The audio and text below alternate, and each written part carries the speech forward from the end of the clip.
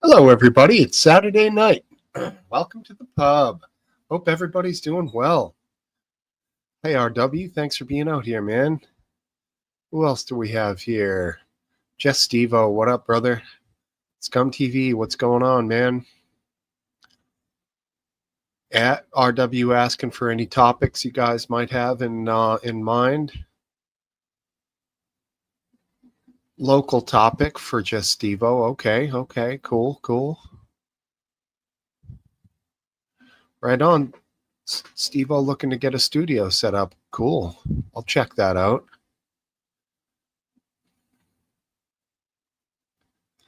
Oh no, total utter nutter. What is up? That doesn't sound good at all. Hope it wasn't you. And yeah, same thing I'm thinking. Scum TV. Last Dance not around. And yes, I just read about that, Scum. I'm gonna open my door here to get some fresh air.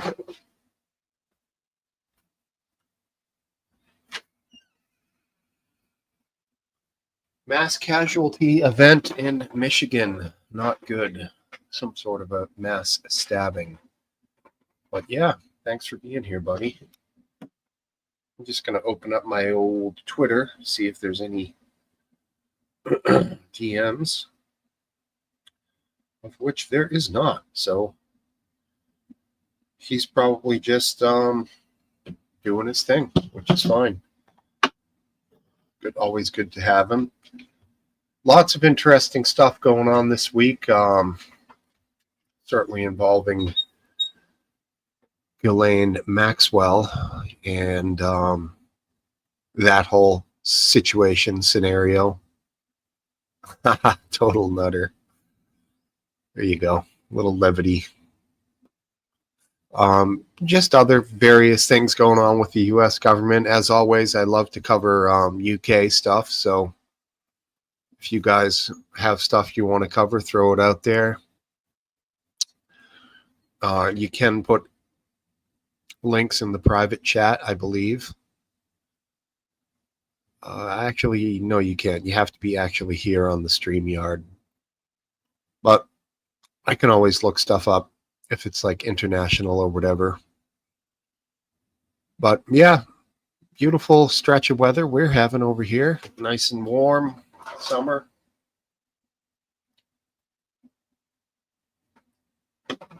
There you go. RW can find stuff very quickly if you want him or me to discuss any particular subjects that aren't as common over here in the news or in the Twitter sphere or wherever.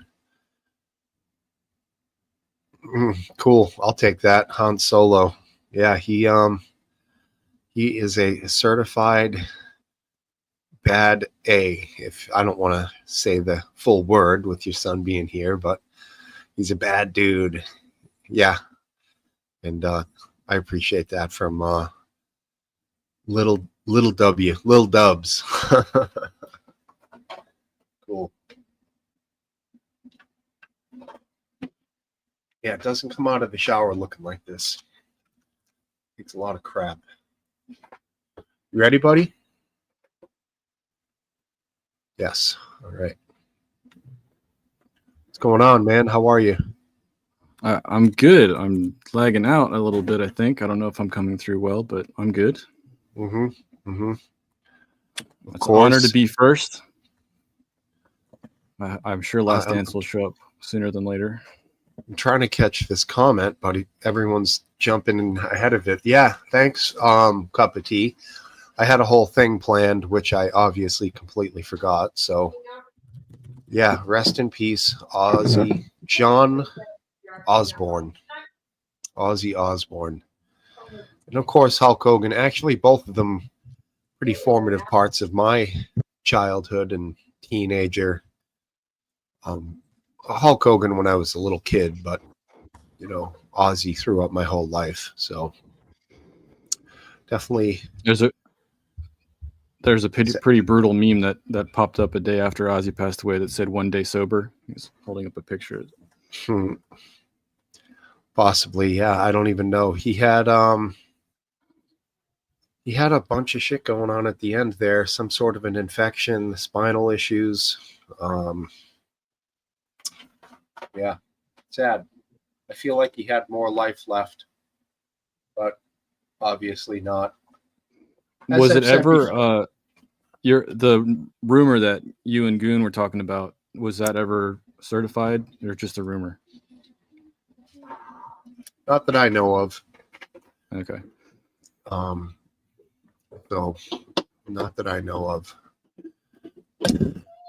I heard a little bit of interesting news from across the pond tonight that they've kind of gone the way of the Bible Belt here, and they have to have adult verification to visit certain web pages. Yeah, I heard that too. I'm sure they're appreciating that. I don't really understand it. In my opinion, it's to be put on a list. It has little to do with actually stopping anything and more to see who's doing what. Because if verification is through actual identity documents like a driver's license, that's a little different than the old credit card back in the day. Right. Yeah, it's, I guess, under the guise of keeping underage people from viewing that stuff, which is, I mean, that's the mask of it. Yeah, I just think that any kid that has 2 brain cells can easily get past it. of course. Yeah, I can't say I'm completely against keeping them away from that sort of thing. I think it could corrupt their minds, for sure. Yeah, desensitization. Yeah, it's just not right, or it's better to learn things in a, I don't know how to say it, but more of an innocent, like pure way rather than a pornographic way. Yeah, organic, right? Like how we all did, sort of, Well, I wish I could say that. Yeah, I mean, there may have been like some magazines, maybe a little stuff here and there, but it certainly wasn't readily available at my fingertips, like 24/7 at any time. You know what I mean? You are a couple years older than me, and just that few amount of years made a big difference for availability. Okay. Yeah, Sure it did. big time. Once America Online came out, it was end game for anybody that had access to that without parents know what's going on. Based Washman, are you there? This is a new feature I wasn't aware of. Yeah, I'm here. Wow, so they don't give you a camera slot anymore if you're not on camera. Yeah. Only on this feed, though. Wait there, I'm on camera. If you want me on camera, there you are. When you turn it on, the camera opens, and then when you shut it off, boom. It's some setting here, dude. I was on Scums, and it's not doing that. Okay, let me enlighten you on this new bill that's been passed through the UK, the Online Safety Bill. It's a swizz, it's a con. So today, we couldn't get live streams on X because the Online Safety Bill has pulled it, saying they were violent protests, and they actually weren't violent protests today. There was many in a number of cities in the UK, and it says, according to local laws, we can't show you this content. So already now, this is being used for to control public dissent and to control the spread of this information. It was only being in order for less than 24 hours, and it was being used not to protect kids, but to control the narrative. Right. And when you're saying you couldn't access streams, you mean across the board, or were they individually flagging certain material and not letting that through? I'm told, I was listening to Maya 2C earlier on, and Wikipedia are fighting it, which I was surprised about. YouTube are fighting it. And Twitter currently is actually pulling streams that are flagged. So if they're flagged, okay. Yeah, so I don't know exactly the process, but YouTube are fighting it, and so is Wikipedia. How So, much of a majority was this bill passed by? Like a well, of very course, large majority, or just I, I like a can't couple votes? I can't really remember. But Okay, I mean, if it's anything like our politicians, they all thought it was a great idea. I'm sure. right. Well, money is to be made. Alliances are to be built, and we'll see who comes out on top. I don't see this But reversing, but I see certain corporations winning out. so there was an online petition in the UK, and it did take quite a long time to get 100,000 on the grooming list. It did roll over quite well after that, but within like 12 hours of setting up this petition, we have petitions that if you have over 100,000 signatures, it'll get mentioned in Parliament. Well, up until about four or 5 hours ago, it was on 220,000. This petition, so everyone's woken up today and started getting hit with this shit, and it seems to be, the public are up in arms about it. But the sad thing about it all, no one paid attention at the time. Right. I mean, did they sneak it through, or were they loud about this whole bill trying to be passed? Well, it's a drip effect, isn't it? It's a dripping effect. You think, oh no, it's all to do with the kids. The kids, man. It sounds really good, Steve. Like you would think. Right. But when Right. when It's you actually, yeah, it's a mask. When you look into it, like I said, within 24 hours, they were pulling streams from social media. it's a step forward towards biometric access to the internet. It Yeah, may seem far-fetched, but it really is related. yeah. So another thing I've mentioned previously was a thing called politically exposed, and Nigel Farage was politically exposed, including 10,000 other people in the UK, where they couldn't get bank accounts, etc. And it was mentioned once, and it's the technology's already there. That basically, if you were traveling somewhere and you actually were carrying someone that was politically exposed, technically the technology's there now where they could actually near enough stop your car on the road and actually order you to uh, get the other person out the car, and then you would be all right to carry on your journey. I mean, it's not a million miles away from It's that. like It's there social credit already. score. Yeah, no, it's like a Yeah, social credit score thing. If this yeah, person remains in your exactly. vehicle, your credit score is too low to drive this vehicle. Ooh. Yeah, I mean, Right. basically, if they own a car that's within the last 10 years old, the technology's really there to do that. And who says they wouldn't? They don't want this person at a protest. They haven't committed a crime. They're just anti-government, and this will get brought in for all that as well. So it's a little bit off topic, but the other day my dad's like, I think we should do a project car. And I was like, well, what are you talking about here? Like talking about like a muscle car? Because if we flip a muscle car, we're never going to sell it. And he's like, nah, that's a good point. So maybe a Camry or something. So I'll let you guys know if we move forward with it. But do you think anyone you here, went if they from flip like a muscle, they get rid of it? you went from Sorry, the go ahead. coolest thing ever to the lamest thing ever. Muscle car to Camry. Right. I mean, you can flip it for a decent cost, and then it will sell because it's a very sought after workhorse. But it's the exact opposite of a cool car in my mind. Yeah. But what about getting a convertible? Because it's always really seasonal. So if you were going to do it up, you can buy it like towards the autumn, sort of winterish time, and then do it up for 4 months, and then bring it out for spring and make a nice coin on it. Maybe a convertible Camry. That's a sexy beast right there. Wow, I don't know about that, but you know what I mean. Yeah, I know what you mean. I think you guys would be better doing a truck, a pickup. Yeah, around here for sure. Yeah, or even an ATV. Just one of those old metal pickup trucks, like 80s, 70s, 80s, whatever. It doesn't have to be super old, but the ones that looked metallic, like the panels looked metal, everything looked solid, it was boxy. If we could get a Toyota King Cab from the early 90s, that would be nostalgic for us. It would also be hard to get rid of that too, though. We have to get a car that's cool, but not cool enough.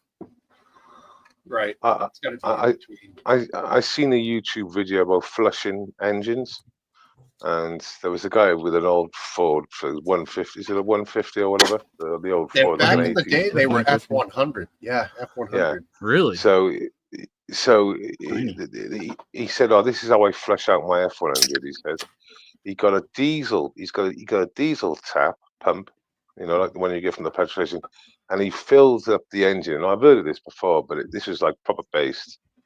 He filled the engine up with like 5 liters of diesel, and then run his engine for 20 minutes. And that would clean it out.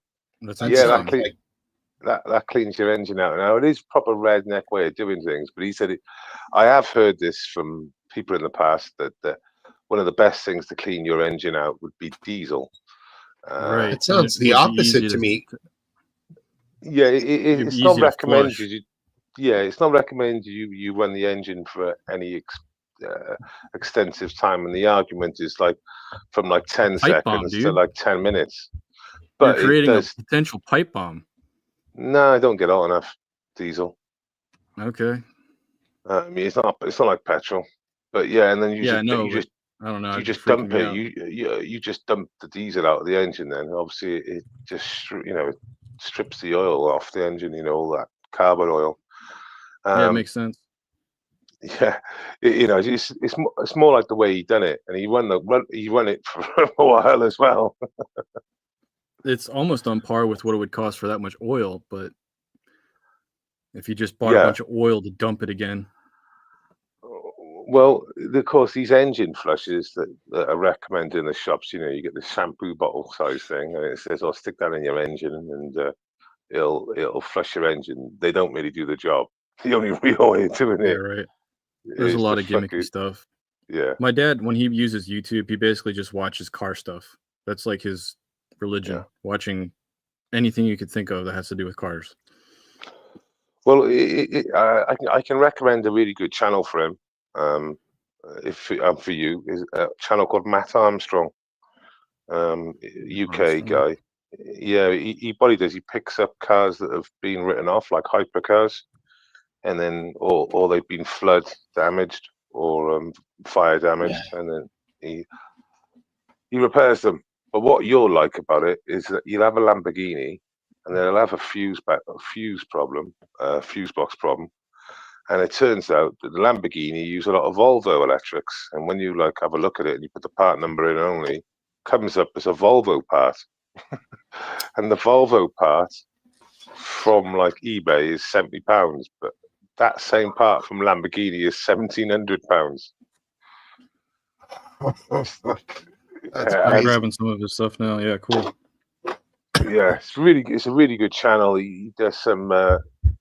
He's very good at what he does. It's amusing. And like 3 years ago, he was fixing his own Audi in the pub car park he worked on the weekend. Like 3 years ago, he's now a multi-millionaire. He's got a car collection through the roof, and he just A to Z rebuilds from right off to finish. For the guys that got into the online platforms like streaming, like YouTube and stuff, if they got into it at the right time, I mean, I've seen it over and over again. It doesn't matter if it's absolutely a mundane, dumb idea. They just keep up with it, and they got in at the right time that they're now, millionaires creating content. Yeah, I mean, basically, what's crazy, Steve, is that obviously this supercar that is completely written off would be quite a gamble for a normal person to buy, and then to make mint. Now, for a content creator that gets what's he got on his last 3 videos on average? 700,000 views a video. I don't know, he gets like 1 million views a video. Now, if you're getting 1 million views a video, Steve, it doesn't matter how bad the vehicle is, how much it would cost to replace. He's actually making his money from the YouTube sales. He's mostly making 100 grand a video, 50 grand a video. The money he's making is crazy because he's getting huge views, and he's got another channel called Matt Armstrong 2 that just does like 4-hour rebuilds, puts all the episodes together when edited, and that gets fucking huge numbers again. I'm trying to troubleshoot this issue here. What do you got? I'm just sending a repair ticket to StreamYard. Okay. Dank, welcome to the panel, my man. Yes, thanks. What up? Sorry to whine on and about cars. Just a good channel. No, you're good, man. I was reading Nutter's addition to that with the different parts that they make these supercars out of.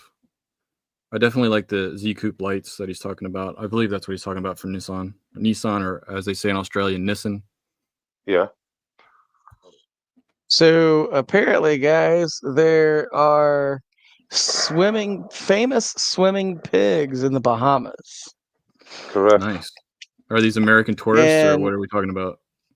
No, like actual pigs, Yeah, there's like. Yeah, I heard about this. like pork. Yeah.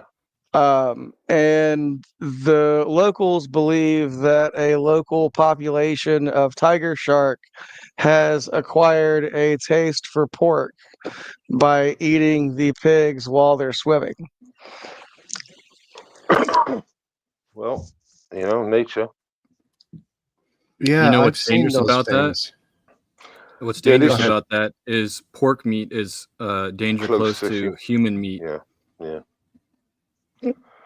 You know what it is? You know what it's called when a shark eats a pig? I'm waiting for the dad joke. Go ahead. Yeah. Surf and turf. Oh, that's fair enough. It's not super funny, but I get where you're going with it. Come on, man. So you'll than that. you'll be pleased to hear. Wait, that he's Trump, got a text, but he's doesn't. All right, let me try Yeah. this. Trump is in the UK at the moment. You'll be pleased to hear. Say that again, buddy. Yeah, Trump's in the UK at the moment. He's In playing Yeah, he Scotland? took a Or is he? he took a golf trip to Scotland. Yeah.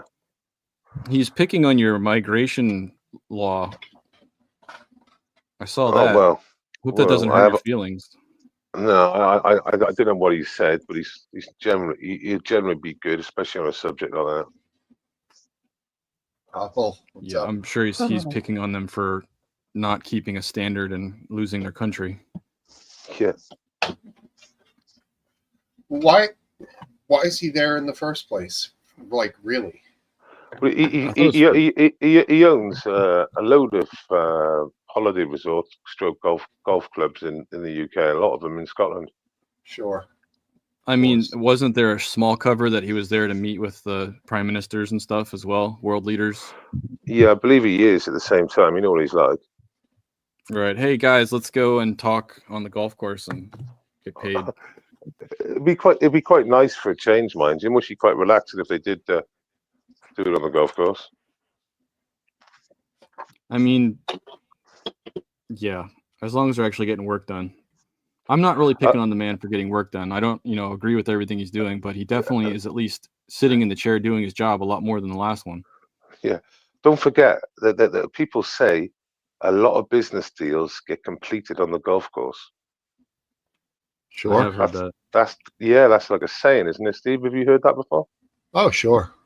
There's a lot of country clubs that I'm not allowed in. I'm too Yeah. po. I mean, if you have a kid who's a decent athlete and his father's a good golfer, the father would be remiss not to get his son into golf young, because the kid can use that, in his dealings as an adult. It's a network. power move if you're a good golfer. If you suck, it sucks. One day you can be bought out by the Saudis. Sure, but that could be whatever. But I mean, like, literally, if you get invited to a golf match and you are horrible, it sucks. And if you're good, it's like confidence building, But Well, apart from being really good, you can then pretend to be not that good to allow your business colleague or someone to win, or just beat you, but you're thinking of the big picture. that's called sandbagging, and that's frowned upon, but it's allowed if you let somebody else win. If you truly fake it and suck and then you actually win in the end, that's bad news. no good. But yeah, interesting. I'm somewhat surprised that he's there doing that now. But is it as Percival has says it? Is it him trying to get away from this current subject matter of Ghislaine Maxwell and the underlying Epstein conversation and this list? Is he trying logical? Is he trying to like physically get far away from it? You know? How do you get away from the internet? You don't.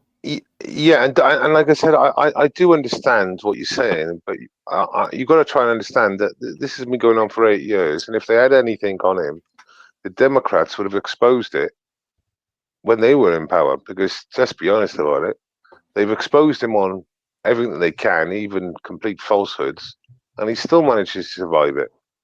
So, you know, if this was something that was really bad, and it's not just that, then what is it that he doesn't want coming out? Well, he has a hairpiece. Well, I don't think.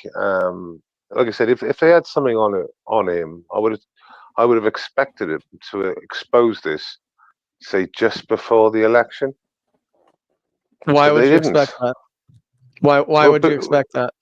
Well, because they done it in 2016. So I'll put nothing past it. In fact, they got the FBI. Okay, what was it that was done in 2016? Well, basically, all this Russian Pissgate and Chris Steele. They actually got the FBI to investigate a made-up story by Hillary campaign and the Democrat Party. Okay, that was originally paid for by the Republican like oppos that he was originally going after or going up against in the primary. Why did the Democrats get fined for the Russian dossier then? Steele dossier. Why do they get fined? Yeah.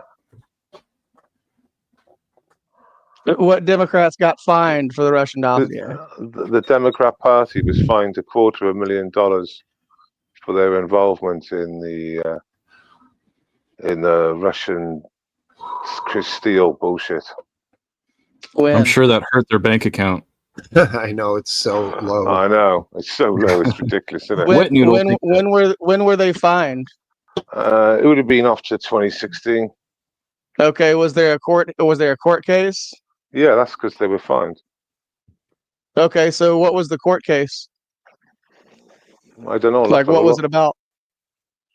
It was about the involvement in putting a fake story together, and it was done by the Hillary campaign, and the Democrats took the bill for it. Okay, but you don't have any information about the actual court case?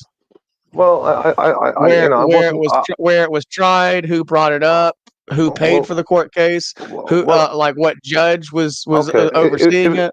Obviously, you want me to bring a receipt. I didn't come with a receipt in a brown envelope next to me. I'll go and fucking. Well, no, I mean you're talking about they were fined. That implies a court case. So I'm just asking about the court case. If you don't have any information about the court case, then where did you hear this from? The Democratic National Committee and Hillary Clinton's 2016 presidential campaign have agreed to collectively pay $113,000 in fines to settle. Oh, so 113,000, not million. I didn't say a million. I said 250,000 anyway. So wait there. Did you say the Hillary campaign and the Democratic Party? Did you? Just what I said. The DNC and Hillary Clinton's presidential campaign into whether they violated campaign finance laws in describing funding for opposition research, which was the research regarding Russia and Donald Trump. So this was basically they violated campaign financing laws. What year was it? 2016. So you give me all that shit, and the only thing that was proven that was when they agreed to pay it. It was mushy when it happened, and it was 2017 when that happened, or 2018. But either way, Okay, It's a so true- what you're telling it's a me, true what you're telling me is story. the It's a Democratic true Party story. didn't want to go through a Trump, like a Trump Tank. administration court hearing God over almighty. whether or not He's they so violated. loud. You're They so loud. just Your went ahead mic's and fucking paid. bellowing. Well, no, I'm just trying to get it clear exactly what you're saying. Well, do you know what's clear? I know more about this subject than you do, and I live fucking thousands of miles away. All right, that's what's clear. What do you think it would mean? What do you think it would mean if Donald Trump paid a settlement to somebody for a sexual harassment case? Do you think it meant he was guilty? Well, we're not talking about that, are we? We're talking about the Hillary campaign and the Democratic Party. Well, yeah, but I'm just asking if you apply like the view of guilt the same across the board. So if Donald Trump paid off a settlement so that he didn't have to go to court, would you assume he was guilty because of that? So we're talking about the opposition to Trump. Okay.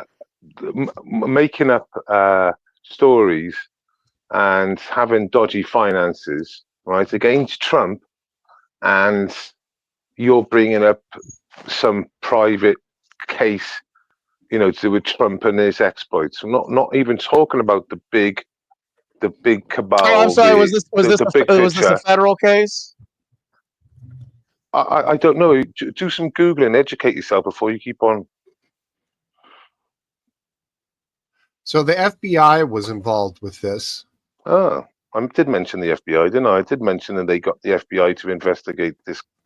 Well, the FBI was actually. You mean the same FBI under the first Trump administration that was out to get Trump? Just sit back. Let Steve educate you a little bit, and we can make a judgment up then.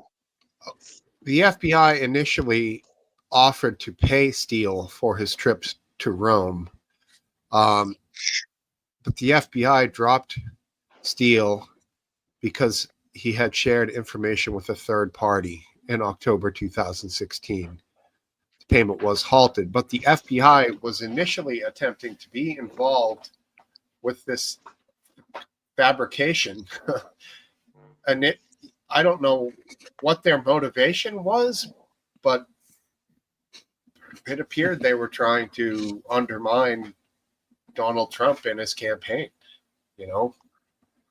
Hence the reason that this Steele dossier is so controversial, because elements of our law enforcement and our federal government seem to be involved with the Democrat. With the DNC. Yeah, it seems to be with the DNC. Which is okay, but like Steele was originally hired by the Republicans that was going up against Trump in the primary. I don't know about that. That's all I know. He was sought after by the Democrats because he had good connections with Russia, contacts in Russia. He knew his way around sort of the Russian circuit as a Westerner, and that's why they employed Chris Steele.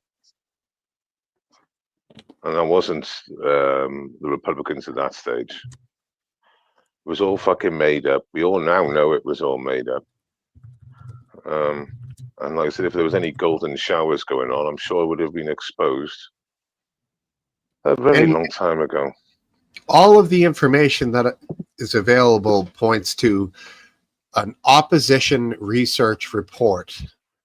Opposition does really lean one to think they're saying Democrat, not opposing Republicans. Opposition, you wouldn't say opposition if it was people from his own party. So you're saying that Republicans don't do oppo research on each other during the primaries?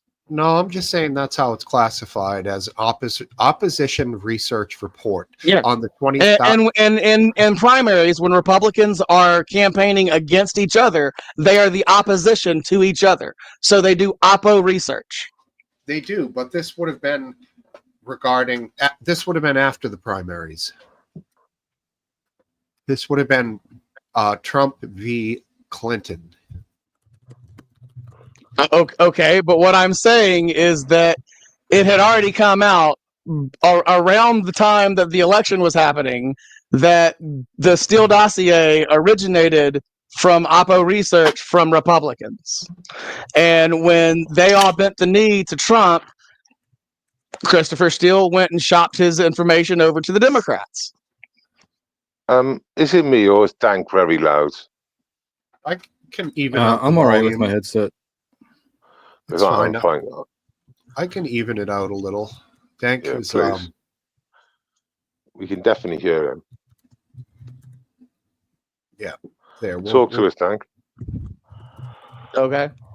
Yeah, cool. That's good. Nice and even. Yeah, always speak up because I have a limited ability to up and down volume here. Sorry. I carry talk on, loud lad. anyway. That's all right. You got a good mic set up there. That's your problem. Working Blue, how you doing? Good to see you. She was But here. I talk for a living, and most of the people that I talk to are old, so I have to speak up anyway. So Sure. What's that, Sonny? Yeah. My dad's old as anything. He's very old. And yeah, his hearing is shit.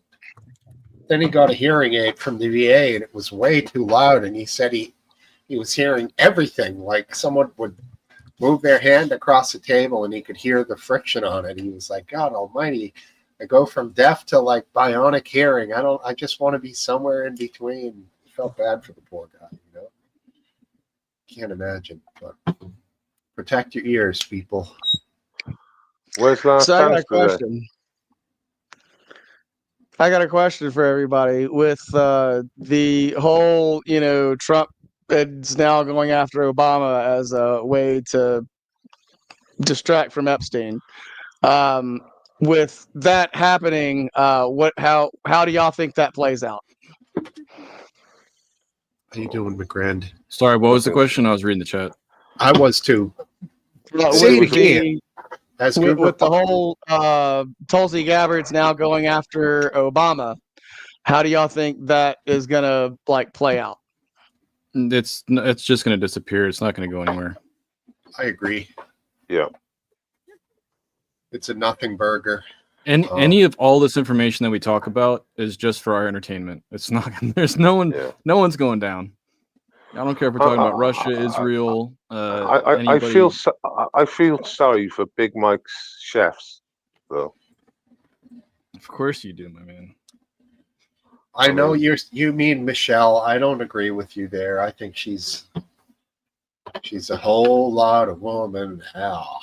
But she is. Well, we don't even want to see Steve's bedroom. He's probably got a bunch of her posters.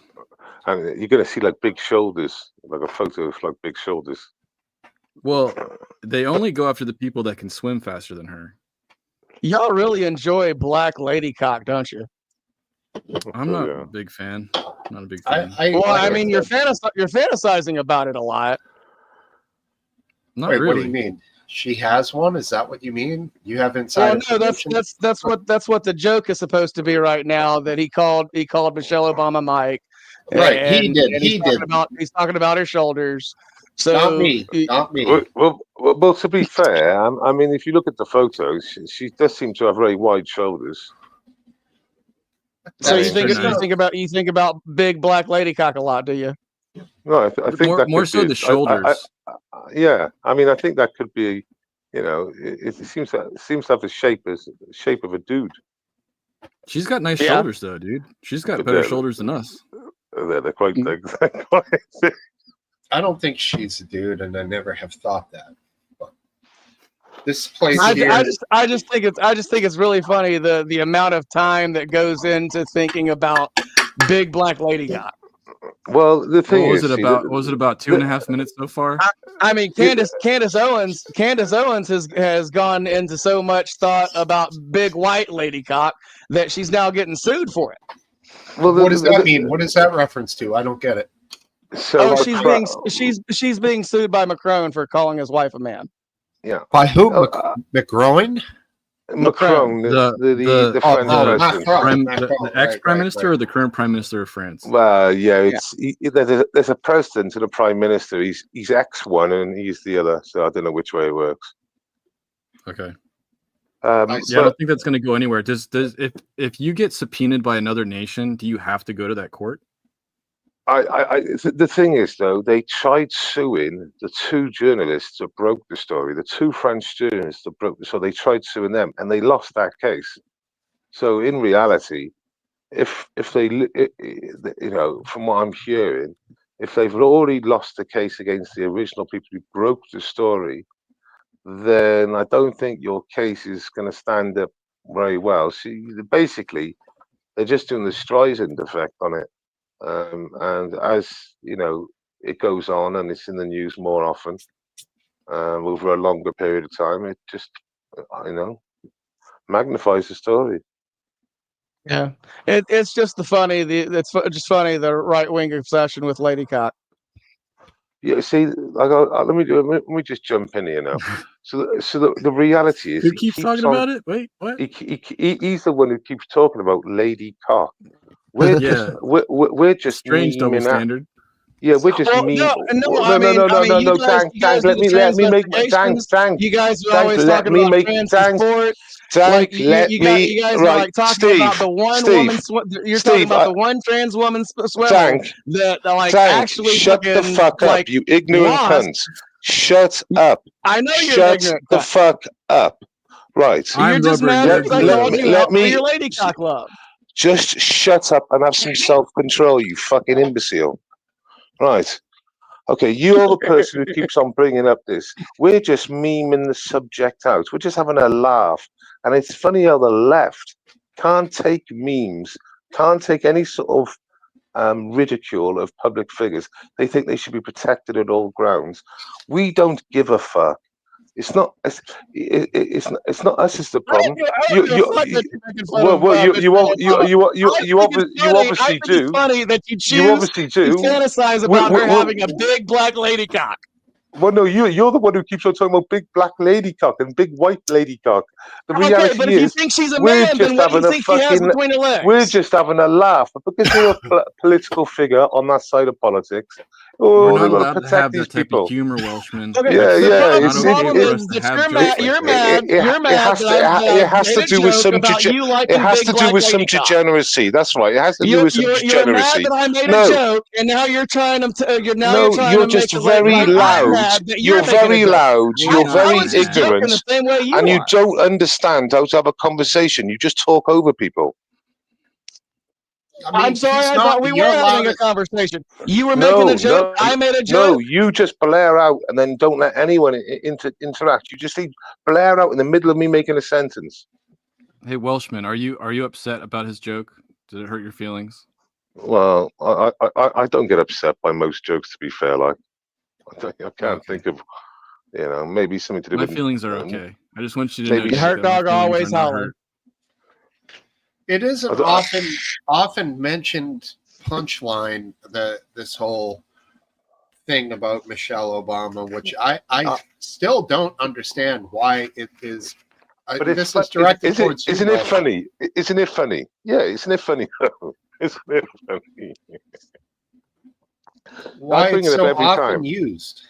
Yeah, but why not? I don't know, man. I don't fantasize about Lady Cock, so I can't really tell you why it's like a big thing. Again, we got the degeneracy angle, but just taking the piss. It's just funny. No, I think there's a deep-seated dislike or hatred for Barack Obama, and the easiest way to disrespect somebody is to disrespect their woman, their significant other. So no, I don't agree with that. It's a bit like Bill Gates's wife. She's pretty ugly, so she's there for ridicule. And it's the same with Big Mike. All right, because of her features, then that insinuates the trolling. I mean, there's a genuine distrust. I'm gonna stick up. I'm gonna stick up for base right now. Look, it's totally not that he's racist against Barack and Michelle Obama, because if he was, he'd call her an ape. But he's not doing that because he knows that that's politically incorrect. So the only politically correct thing for him to do online on YouTube is to call her a man. So he starts fantasizing about the big black lady cock, but hold on, and starts drooling and everything. Dank, was it politically correct for you to say those things in the form of a joke? Yeah. I mean, someone might have taken offense to this. What? No. Do you mean the whole sentence that I just said? Was that politically correct? For you to say those things in the form of a joke, does that then make it okay and politically correct? No. So when we're it does though. Right now, I'm being an asshole. So when we're saying but a joke or a quote is completely acceptable, although we're confined by the censorship of YouTube that would end the stream if we were not to travel forward with a bit of, apprehension when using certain words, which is understandable. I didn't call anybody any names. I just offered a simple scenario. Stephen, what you need a bit of balance. So obviously Michelle Obama is a really nice, lovely lady. No, I know you don't like her, and I know you joke about her. No. To do the TOS, to beat the TOS, Steve, you got to give it balance. So that's the balance. No. I think our conversation has been completely within the realms of the rules here, and I wish that we could say everything that we wanted, because I do believe in, I'm basically an absolutist with freedom of speech, but we can't be on YouTube, unfortunately. But we haven't crossed any lines here. But it's a bit like Bill Gates. I'm not having a go at Obama because he's hating. I don't think a lot of people really do. I understand the point you're making, Steve. I think really it's a bit like which is it? Rubio's wife is really ugly as well. When Trump made a comment about I only look at Rubio. Rubio's the public figure. His wife could be anybody. She shouldn't. But I understand that, but once again, they became a target because of their, because they're public figures. Yeah, well, Michelle Obama, I agree with you. I agree with Michelle Obama did on her own become a public figure. It didn't look good when she was talking about health and this and that and the other thing, and then she's out at whatever In-N-Out Burger or whatever this fucking place is she loved, but stuff like that, it's going to happen to anybody. But what were you saying, Based? Yeah, but I think it was Rubio's wife Trump had a go at, said she was ugly. It was like terrible, really. Yeah, that was rough. She was rough. No, but that not her. That was rough for Trump to say. That was below. Yeah. But she wasn't the prettiest, was she? But I'm sorry. Wait, Steve, did you say that was below the belt? So what Welshman just said. Yeah, that was totally rude of him, but also completely true. The worst thing about it, though, like I said, when you looked at it, you thought, I can see his point, but it's outrageous thing to have a go at a political opponent at the time. Yeah, I know that, but he done it. Yeah, I remember that. I had forgotten about Trump attacking. That I thought that was a bit of a black eye on him, and this is one of the reasons I think it's still a black eye when people do this whole thing with Michelle, and it's like you see it online. These right-wing influencers are still doing this same shtick about her. I know you see him, RW. I have a distrust of the situation. I understand why people are making jokes about it. I'm not offended by it. Every time I'm not offended by it. I just don't think it's true because I've only seen anything. Whether it's true or not, it doesn't actually matter at this stage. It's just funny. I guess, but people are using it to feed the algorithm and to get more views, to get more likes, and to make money. It's almost like, somebody like Don Luker, he's a guy on X and other platforms. He might go into stuff about this. He might make money off of it. It's just basically a bullshit, non-existent thing that is contrived, and people come up with photographs and they point out as evidence. None of it means anything because none of it's verified. But So let me stick it out there now. I believe stick McLaren's it out there. President McLaren's wife is a dude. Was born as a dude. Well, that's you. Okay. We'll see if Candace Owen goes to court for that one, buddy. We'll see. And Yeah. if she goes to court for that, can that be brought out in court if Yep. it's true? Yep. Would that be a backfiring situation? Yeah. Well, they're French, so I don't really think Macron's wife would have a problem like flashing her pussy in the middle of court. Yeah. I mean, who do you think's a better dancer, Macron or Zelensky? So let me give you some background. I have no idea. I don't watch any of these people dance. Except for Trump, because he's dancing every time there's a fucking camera on him. Steve, Macron's missus was a teacher in the school. He was 14. She officially was 39 when they met. Okay? Yeah. Unofficially, she was like 43. They lied about it. So just how they met, he was 14. They say he was 15, but it was 14. And she was supposed to be 39 when she was 43. Well, when did they officially have Okay, but you're talking about the French president, Emmanuel Macron, and his wife, correct? Correct. France, as in the place that movies are made of girls going there to underage girls going there to have sex with overage artists. I understand geography is not Americans' greatest subject. Yeah, the country France. So he met his wife at the age of 14 or 15, depending on what reports you want to believe. And she was 39 or 43. Okay. When they first met. Can someone read Bottle Cap? His comment. That's a whopper. Let's have a read of that then. Bridget Macron recently lost a defamation case against two women who claimed she was born a man, as a Paris appeals court ruled in favor of the defendants accepting their good faith defense. Boom. What did I just say? She just lost the case to the two original people who exposed it. Okay, so read that again, and let's read it slowly so we can put some thought into each word, okay? Do you want to read it then? No, you read it. She lost a defamation case. For what reason did they say? No, you read it, RW. They accepted the good faith argument of the plaintiffs, correct? You just got to read it slower for him, that's all. No. I'm reading it slower for you. Okay, so what does that mean that they accepted the good faith argument from the plaintiffs? What does a defamation suit entail?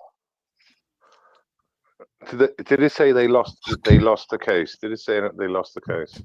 A defamation case. Okay. Do you know what the fuck defamation means? To defame someone. Okay. Do you know what qualifies as defamation? When someone is defamed. No. Okay. So if Based is truly crazy and thinks about girl cock so much that he thinks that Michelle Obama has a big black girl cock, would she be able to sue him for defamation? So wait, if he truly believes that she has a big black juicy girl cock. Suck. What did I do? I don't know. You got rid of my camera, but it's cool. I just did the same thing that now I have to you without camera. What the fuck did I do? You're not as pretty as I am anyway. I just want to clarify Dank's statement. So Dank's saying, if apples are oranges, then Thursday tastes like rabbits. As long as everybody understands that. How is that what I'm saying? That's all I got out of it, dude. I don't know what you're doing. So I've just been grokking away. So let's just see what Grok says. Should we happy to just take a note? Yes, let's ask the most retarded AI on the internet. Well, I knew you'd have a problem with it. So Bridget Macron. I have a problem with you asking any AI any questions that have to do with the real world, dude. Well, I understand that, so that's why I mentioned it. I qualified it by saying this is where I'm getting the information from. We'll listen to it and see whether I'm literally reading it for the first time. So, Brigitte Macron, the French president, Emmanuel's did not lose court case herself, but the defamation case she initiated was overturned on appeal. In 2022, she filed a libel complaint against 2 women who claims in 2021 a video that she was born a male under the name Jean Michael Trogus, her brother's name. So a lower court in September 2020 found the women guilty, ordering them to pay $8,000 and $5,000 respectively. However, in July 2025, the Paris Appeals Court overturned the convictions, ruling that the claims were made in good faith, consisted free speech, cancelling the fines. Brigitte Macron has since appealed the decision to the French's highest court. So it's not completely over. What that means is that if you truly believe the nonsense that you're saying about a public figure, and they cannot prove that you are just lying because you want to be manipulative and malicious, are you happy with then Grok? you're not defaming them. Grok now? Are you happy with Grok or not happy with Grok? Because you weren't happy at the start of the article. Are you happy with Grok now? No, it's still the most retarded AI on the internet. Hey, RW, did you shut your camera off? Stupid, dude. You shouldn't be relying on them to answer your questions. I'm just looking for information. Put it back on. If you find it so amusing that I'm just looking for information and trying to look at different angles, then you're a bit of a retard. I'm not saying it's gospel. I'm just going through angles. No, I find it humorous that you find a lot. You're teaching the tools that are going to one day hunt you down to kill you. How to be better hunter killers. Honest belief or intention to act without malice. So, in legal terms, good faith refers to an honest belief or intention to act without malice or intent. Exactly what I said. deceive. So, if you truly believe the nonsense that you're spewing, you're not defaming somebody. So, if you are actually retarded and think and just fantasize about girl cock so much that you think Michelle Obama has a girl cock, then she can't sue you for that. Right. Let me. Can I just read, please? Is that possible? Okay. Fairness and the lack of fraudulent, deceptive intent in one's actions. So yeah. So I don't think she's got a chance because she's lost the court cases already in the original action. So. No. She won the court case. The people that had to pay her won an appeal. Yeah. Because they were so crazy, they actually believed what they were saying. No.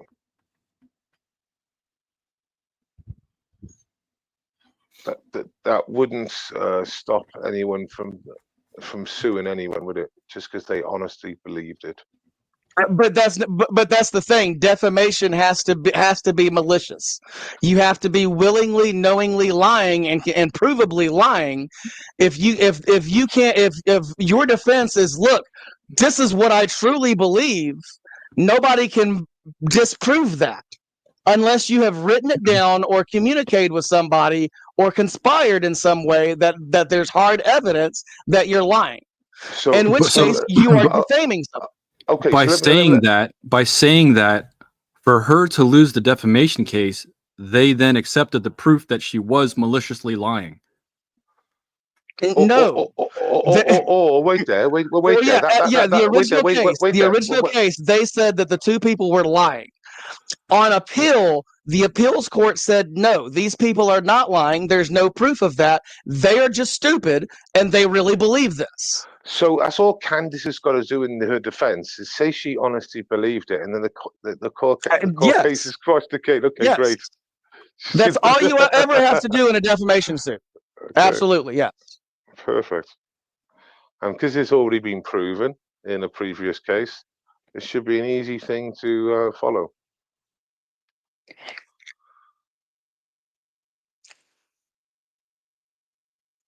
It's an easy defense. That's why Donald Trump wants to loosen the defamation laws, the libel laws.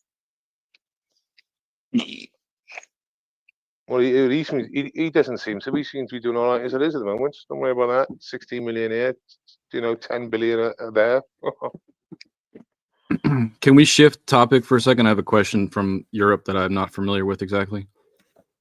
Okay. There apparently the EU is capping Russian oil exports at 15% market value. Do you know anything about that, Welshman? What that means? Well, you'll have to say that again, actually, because they're capping what? Here, let me read it. The EU is putting 15% below market price caps on Russian oil exports. Is that basically a type of sanction? So they're putting 15% oil caps. So in other words, they're not going to pay market. anything. So yeah, they're capping 15% below the asking price. That's basically a sanction, right? They're to me, it looks like they're worried about price gouging. I mean, well, either way, the EU gets so much. In fact, the EU has bought more oil since the war began than they've given in aid to Ukraine from Russia. So they've given more money to Russia than they've given to Ukraine in aid for of the Russian oil. That's a fact. That's 100% fact. Up until 4 or 5 months ago, it was like 23 billion to 21 billion.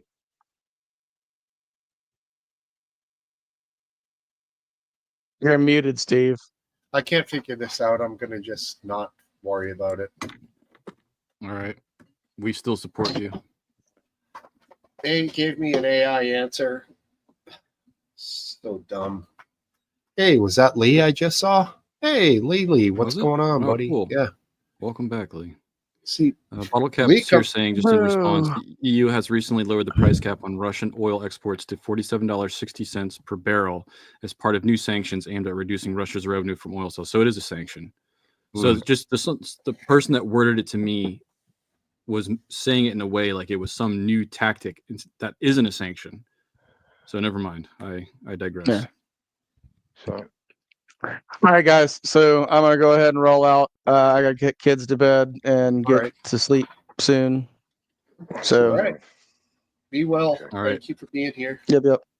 See ya. Okay, I've just checked this out now. In 2024, the European Union spent approximately 21.9 billion on Russian oil and gas, which exceeded the estimated 18.7 billion in financial aid allocated to Ukraine during the same year. So yeah, and just aid from who? United States of America. So the EU is buying more oil, and the money is 21.9 billion, and we're giving the Ukraine in the same period in that same year 18 billion in aid. So we're actually giving more money to Russia for oil than we're giving to Ukraine in aid. That's how much we depend on Russian. If you equate that out with the costs that they have to transport it and pull it out of the ground, purify it, all that, blah, blah, blah, maybe it's equal, but it's still a massive number. Yeah, sure is. I'm gonna pop out and take a quick leak.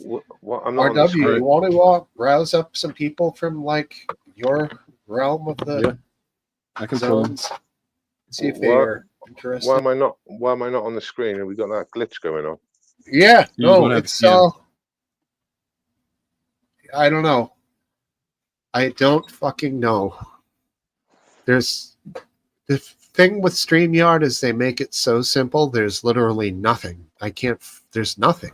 So what you want to do is Google it and say like a fault that's happened recently. Actually book it in as a recent fault. So recently, but if you put in recently, I know it sounds stupid on the question, you might find. This is since the new layout. It's since the new layout, isn't it? It didn't happen before the new layout. It does seem to be a new thing. I don't think I scummed up the stream here by doing some given some whack ass command. See, Well, Topple, you can come on, but what's going to happen is if Lee, Topple, and Welshman are here, and it's me and RW, it's going to be fucking voices coming from all directions with two guys on screen. I mean, even though the avatars or the avatar bubbles don't have people in them, they somewhat like let you know who's talking by a visual cue, if you will. Yeah, but Steve, I was on the screen 20 minutes ago, wasn't I? Yeah, but I bet you if you turn your camera on, you're going to come right back on. Yeah, I will, but I didn't have the camera on earlier on, and I was on the screen. You weren't. Once the camera went off, you went off. It's some setting that is like no camera, no thing on screen, I guess, which sucks.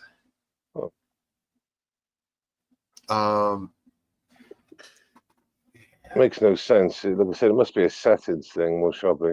You would think so. But I go to people, then I see all the three of you guys. If you go to default setting thing there, that's always no. There's no default. So I'll there's a 3-dot menu for you. Edit name and headline. Let's go to that. No, based Welshman YT. Headline optional. Underneath edit is edit mic settings. Obviously, we don't need that. And thirdly is kick from studio, ban from studio, 3 and 4. I don't need those. Sorry if I was a bit abusive to our dank friend earlier. No, I don't think either of you two were. Yeah, you're good, dude. See, now here we go. Yeah, now 2 without audio only. What the fuck? His mic's very loud, and he doesn't even finish your sentence sometimes. Can't unmute him because he's muted, but yeah, boy, I wish I could get to the bottom of this. So you can hear me, but you can't see me. Right. I'm fine with that. I fucking love this. Yeah, I mean, well, we could. Can you turn your camera on? No, I can't. Not right now. Okay. Well, if you could, then we would see you. Actually, I'm just jumping on real quick, just say hi, and then I'm going to say bye. All right. No worries, dude. Thanks for popping in. Are you going to stick around for I guess not. Okay. And he's gone. Oh, Topple. I'm trying to pull some people in now. Just give me a sec. Where's Last Dance? I do not apparently know. He told us that he was on vacation last week and we all forgot, but Smoke Wife reminded us. Oh, he did? I guess. Yeah, I don't know. He's up maybe I'll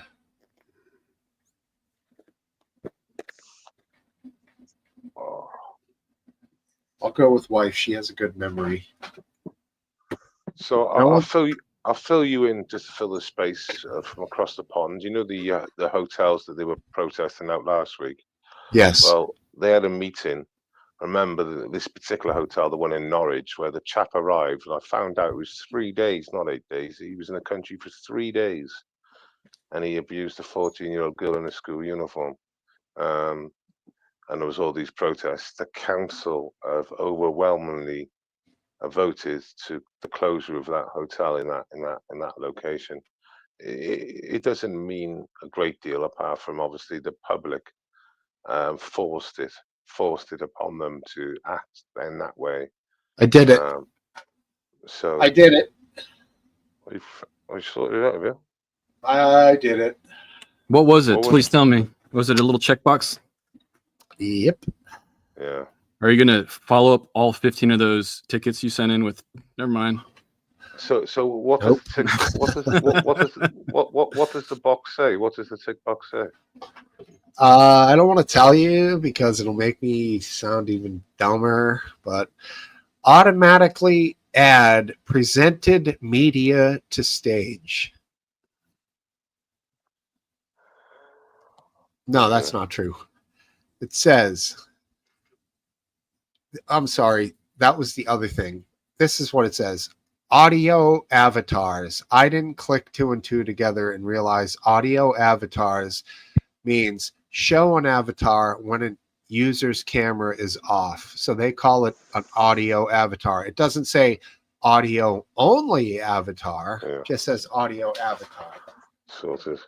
Again, it's fucking StreamYard tries to make things super simple and user friendly, but I feel like they're doing that, and it makes. Why not just give an accurate description of everything? Sometimes, like if you hold on a thing, sometimes and you hold down, it gives you like a more detailed description of what that action is. You know, Yeah, but you know with what I mean? this, they have a little tiny semi-translucent question mark next to each thing, and when you float your cursor over that, it gives you a little added bubble that describes what it is in one sentence. But literally, they could just describe it in the thing at the check mark, and it would save the extra effort. You know what I mean? Like, whatever, we got it. We're back. I don't know how I did that last week. And thanks I for put my wife. feelers out. We'll see what happens. Thanks to wife for remembering Last Dance's vacation. I had completely forgot. I'm glad someone's keeping the minutes. So you forgot too, RW, and you're sober. Yeah, I have a memory of a goldfish when I'm sober. So it's most likely from many, many years of drinking and smoking, but we'll see. Who knows? Oh, it's not, because I've got that under my belt. My memory is pretty good, except for those. Apparently not. Last Dance vacation thing, not so much, but except for your best friend on the internet. Oh well. Yeah, well, maybe some other people will show up. We'll see. If not, we'll make the best of it. You guys want to come up with some subjects? I have some, but yeah, I'm happy to pull from the chat or whatever you guys have. All right. Yeah, wherever it goes, organic or not. I'll be right back. Organic or not, here I come. What do you guys think? I know I talked about it already, but what do you guys think of the Tesla Cafe, the 24/7 Tesla Cafe? It's got like all these charging ports. It's got an Optimus robot that serves popcorn. It's in its early stages, but I can totally see this becoming the new In-N-Out burger for hipsters. Well, to be fair, he's been pretty spot on, so I would suggest most probably it will be a success, but it's not something he still has his fans, that's for sure. For as many people as he lost, he's got millions more. Yeah. I don't it's not something that would interest me, like, but I'm sure there's a market there. Another thing that happened, I mostly have political news. We'll go through quickly. Donald Trump criticized the Fire Aid benefit concert, alleging that $100 million was raised for Los Angeles wildfires. Remember the firestorm from Palisade, California? Yeah. So yeah, apparently $100 million was raised for that. And basically none of the money went to that. Yeah. So they're going an investigation into that. Yeah. That's one thing I thought was interesting. Sounds a lot like California. I mean, he lost about 20 billion for the homeless, didn't he? I'm not sure. I don't have my feelers out for Cali too much. I feel like they're like a interesting social experiment. Yeah.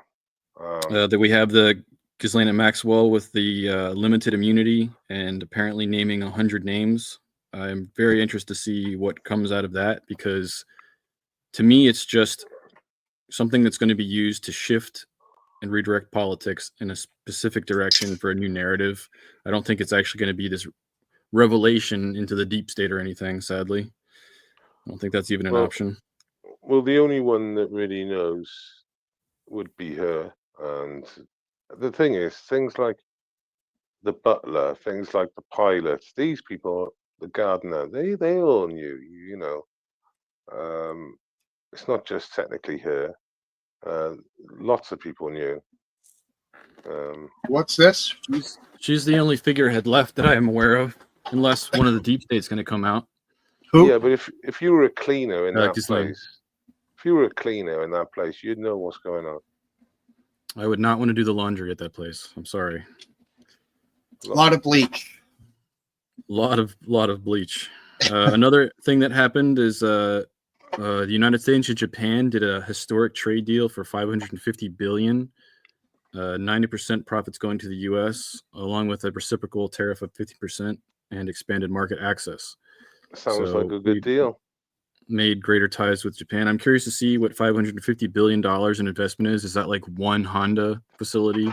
You know, like, I'm not even sure how big those numbers are when it comes to those corporations. Well, sounds like a big facility. Right. But still, like, I can totally see. I mean, if the Fed Reserve building is being just renovated for, what is it, 2.7 billion, I can see just the build out of a facility being at least, I don't want to say 50, but, 20, 25. I don't know. Steve would have a better idea of costs for a large car manufacturing facility, probably a better guesstimate. Yeah. Hundreds of billions would be too high. Okay. And to be honest with you, the way you're talking sounds like that might have been promoted by the tariffs and obviously producing Japanese products in the US, and that's the way of getting around the tariffs. But at the same time, do you really think that America needs more new cars? I feel like we're oversaturated as it is. Well, obviously the market's there, and for Honda, it makes financial sense. Well, obviously, I'm sure there's tariffs involved there to actually produce their cars in the actual the end country, which would be America. Well, so in what other is words, it though? Like, go ahead. With cars, with a company like Japan, supposedly they do manufacture their vehicles for a lot less money than we do. Did we lose you? Maybe not anymore. Maybe not anymore, I guess. But I feel like in the past it was that their wages were lower. Everything was lower. And they could produce cars for much less than we were. Maybe their cost of steel, their environmental regulations, all of the above. And that a tariff would just put it on a level playing field. Especially with a lot of shit from China, where you guys know it's mass produced by people in factories who are getting paid a lot less than Americans in similar factories. So if around the world people were paid similar amounts of money for the same work, tariffs wouldn't really exist. It's because there's huge differences in prices to produce things, in my opinion. I mean, if you think about access to higher quality materials, that's another aspect of the market. Like, if we have access to Honda and that price can come down because it's created in the United States, there's the market for Kias and Cherries and all these other lower quality vehicles might kind of drop out of the free market because more people are going to go after the better quality materials, even if it is a little bit Cherry more. Yeah, Cherry is a Chinese. It's not here, but I was just trying to think of cheap cars. Kia, Hyundai, but Hyundai is coming up a little. It has come up, but I mean, you look at even GMC and Ford. If you look at certain ranges of their vehicles, in my opinion, they're not a good investment. I don't know. I mean, if you shut the door enough on a Hyundai, that piece of plastic down near the bottom of the door starts to flap a little. That's not a good sign. Not quality. If you can shut the door with your pinky, it's not a good sign, even if it's brand new. Right. Unless it's like a $2 million hypercar, then they put all kinds of high-tech gears for you to be able to do that. Oh, right. Just touch the door. Mechanical advantage. Okay. Not just because it's paper thin. Oh no. All right. Let's let this crazy fun guy on here. It is. How are you, my friend? I'm good, man. Long time no see. I hope you are okay. I'm good. Yeah, Good. good evening. You're on your feet. Usually you're seated. Well, it's I got to adapt and make sure that I can counter all the obscene things that I've heard Welshmen say. All Is this it nonsense? I need to refute a lot of things. McGrandy? Is it your carer's day off? Pardon? What Is it your carer's day off? I don't know what we don't get the joke because I don't even know what that means. Well, he's saying is my he's alleging that, dude, I've been swimming in the ocean for like 3 days. I don't need an old maid to take care of me. Unlike you. I've sensed that in your conversation tonight. I've been watching you closely, and you're dangerously near to some help from your social services. Hey, McGran, would you forget to pay your electric bill, dude? It's fucking dark as hell over there. I know. I got it. Okay. Are you suggesting he's in a squat? I don't know. No. He's in front of I have a question for McGrandy, though. I'm curious how you feel about Trump renaming the Kennedy Center Opera House after Melania, his first lady. Which one? Kennedy? The Kennedy Center Opera House is being renamed after his wife. Nice. I'm not a fan of that move. I'm not sure why we need to rebrand stuff. Well, all these things just continue to build up, and that seems pretty stupid. it just reinforces the argument of the absurdity on which my concern is Welshman is probably I don't know who's more of a Nazi in Wales than Welshman. I mean, from a political standpoint, I can see why the government's watching you, man. So what have I said to you today that would qualify me to be this Nazi? The simple satisfaction of acknowledging what RW said about Trump's wife and that building. Can you answer? Can you answer the question? No, I did. I'm answering it. You interrupt. That's what you do.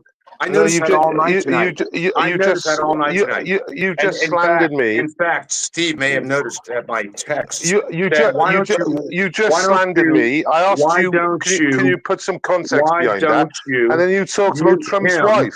Like he used to mute me. Why don't you mute him instead of me? I used to say that. Answer his question. Like you slandered him, like he just said. So give some backbone to it. Give some context. Yeah. So what did I say tonight that would, he's justify? He's singing the praises of the demise of United States democracy. So what have I said? He's cavalier in his manner about our country, and what have I said? What have I said? You're just tone policing me. That's all you're doing is tone policing me. It's all tone police. Tell me what have I said. What?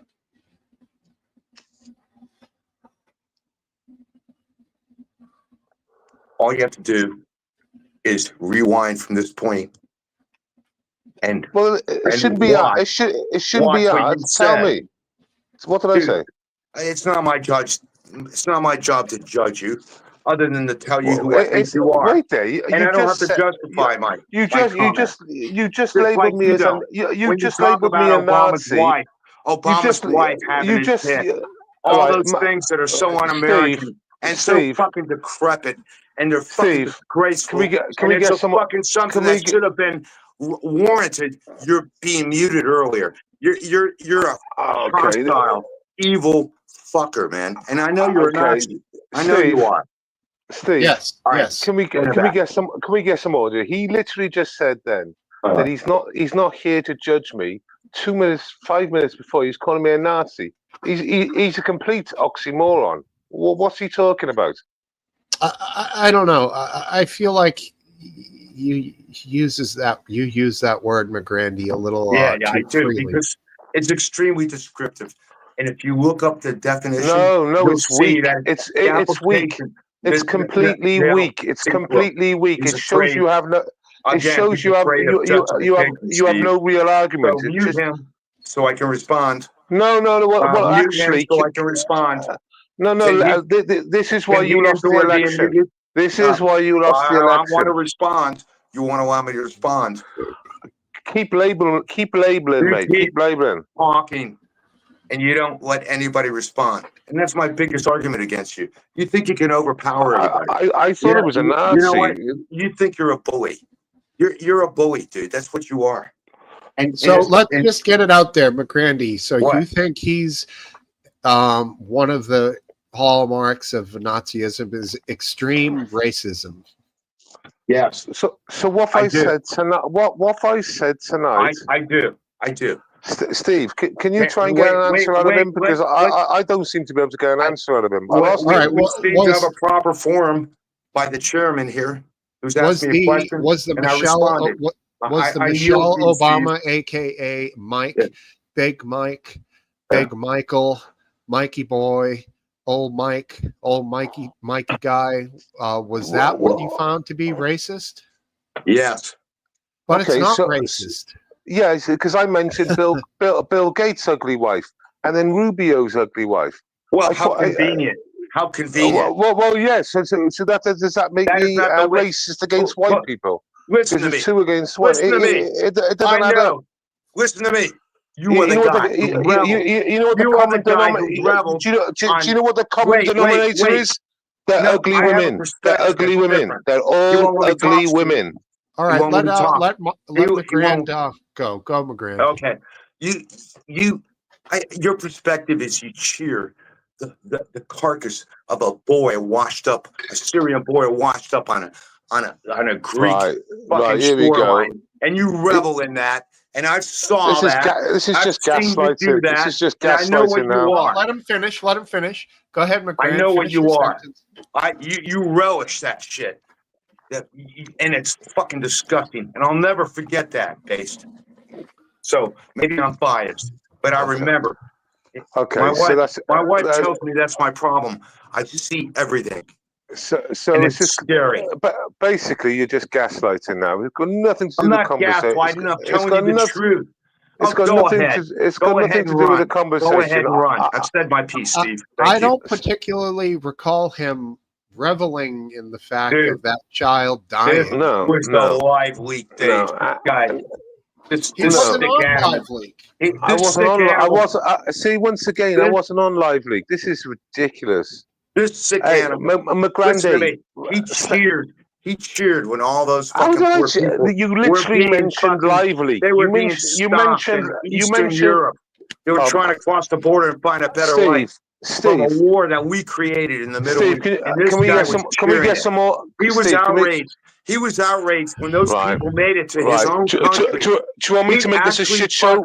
Steve, do you want me to make this a shit show? Do you want me to make this a shit show? We should make him hold hands and sit in the corner. Let's bring this around here. Let's yeah, I think I feel like McGrand, you're conflating the fact of him being a patriot who doesn't want to be, swarmed with destitute people that are going to make his country undesirable. Make his country worse, and the fact that he's void of any sympathy for people drowning. No, but maybe these people can be just moved out, which is what he wants. They get there, gone. Steve, you just strawmanned the position. You gave my opinion, and I haven't given it. I mean, it's like I said, this wasn't even the subject. It wasn't even brought up. I've only had 30 seconds. Shut him up, so I can make. Now, shut my mouth. You hear that, Steve? Shut him up. Shut him off. Shut my mouth. Shut your mouth, fucker. I'm trying to speak between you two, so you will wait talk to each other. Steve, you know that's not going to happen, Steve. Steve, you're the host here, right? That's all he's doing. He's the host. Okay, let's make this a shit show. You're a pedophile. You are a fucking pedophile. That's what you are. You're a pedophile, McGrandy. McGrandy, you're a pedophile. Look on his hard disk, pedophile. How do you like that? Now it's a shit show because that's what you're doing to me, and you're allowing it, Steve. Right? I'm waiting for. I haven't talked about this subject. That's all I wanted him to do was qualify his slanderous comments that he's made that I'm supposed to have said tonight. Because the big problem he had to come on was because Welshman has been saying all this shit. What shit? All right, I want to now know what shit that I said. He won't answer it. He'll talk about other stuff, like some kid drowning. He'll talk about fucking anything apart from that subject, because he can't. Because there's nothing he can pin on anything. The only thing he can pin on something is Michelle fucking Obama, Big Mike. Well, like I said, I qualified it with 2 white ugly women. I mean, fucking hell. Yeah. So what have I said? What have I said, pedo? So you have extreme racist, or you have authoritarian views, and that's another big part of being a Nazi too. You know what? That fucker called me a pedo. You don't fucking shut his fucking shit down. That's fucking bullshit. There we go. You don't like it, do you? Don't like it. Why are you an apologist for that? Don't like it. Don't like it. You called him something horrible. No. I never called him that. I called him a fucking Nazi. There you go. All right, You're a fucking Nazi too, you fucker. Who is? Steve, you know what? I know where your sympathies are because he's on every night. He doesn't like it when it's reserved. He's your mainstream European fucking fascist. It's different. It's different when they do it. It's not the same. I can't understand what much either of you is saying when you both speak, and it detracts from the whole thing. So you guys got to learn to control this a little bit better and have a conversation. He'll do a huge monologue and not answer the question. See, you're doing it again, both of you. Conversation. But Steve, can we qualify that? What was I have said that was so outrageous today that would have qualified him to call me a Nazi? That's what we haven't gotten down to the bottom of here, McGregor. Because he won't answer. Because he won't answer. He came back at you with the thing that you're pissed about is because you still haven't given a legitimate reason for calling him a Nazi. And he won't. I can if you shut your fucking mouth.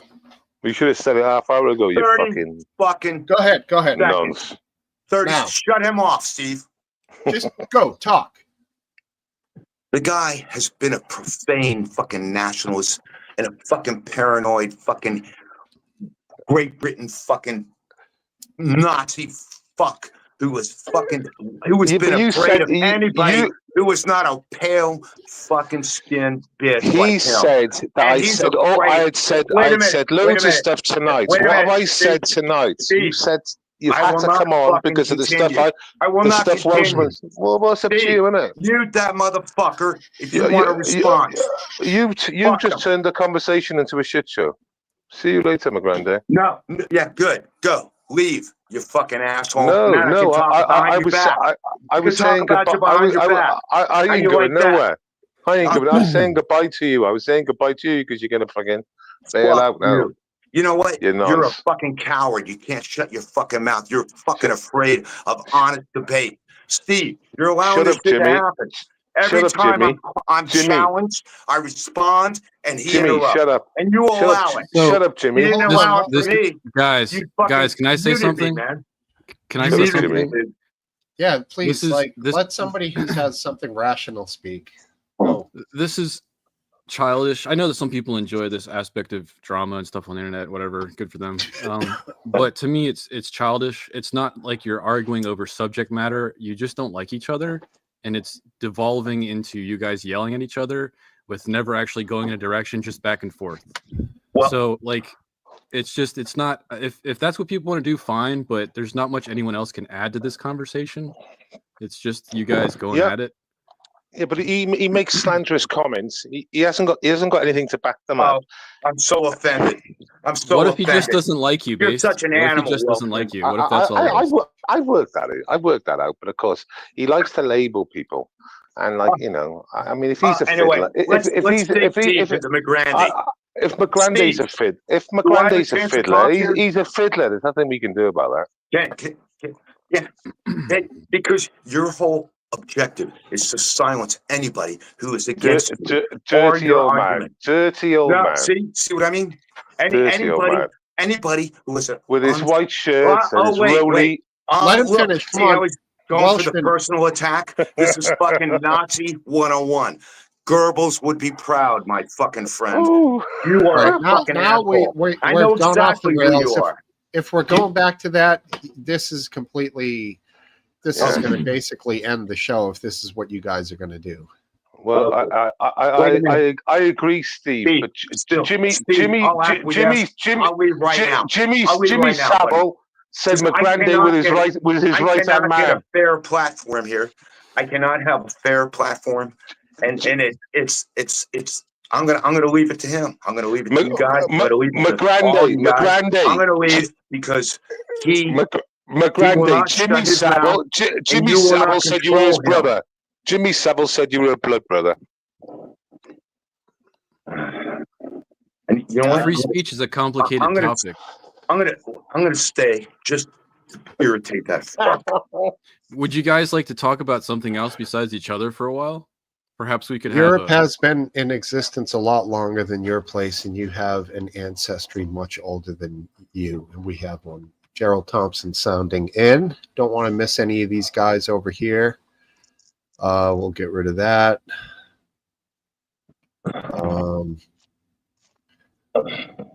Yeah, well, he's first to admit it, Eastwind. Yeah, no problem with that.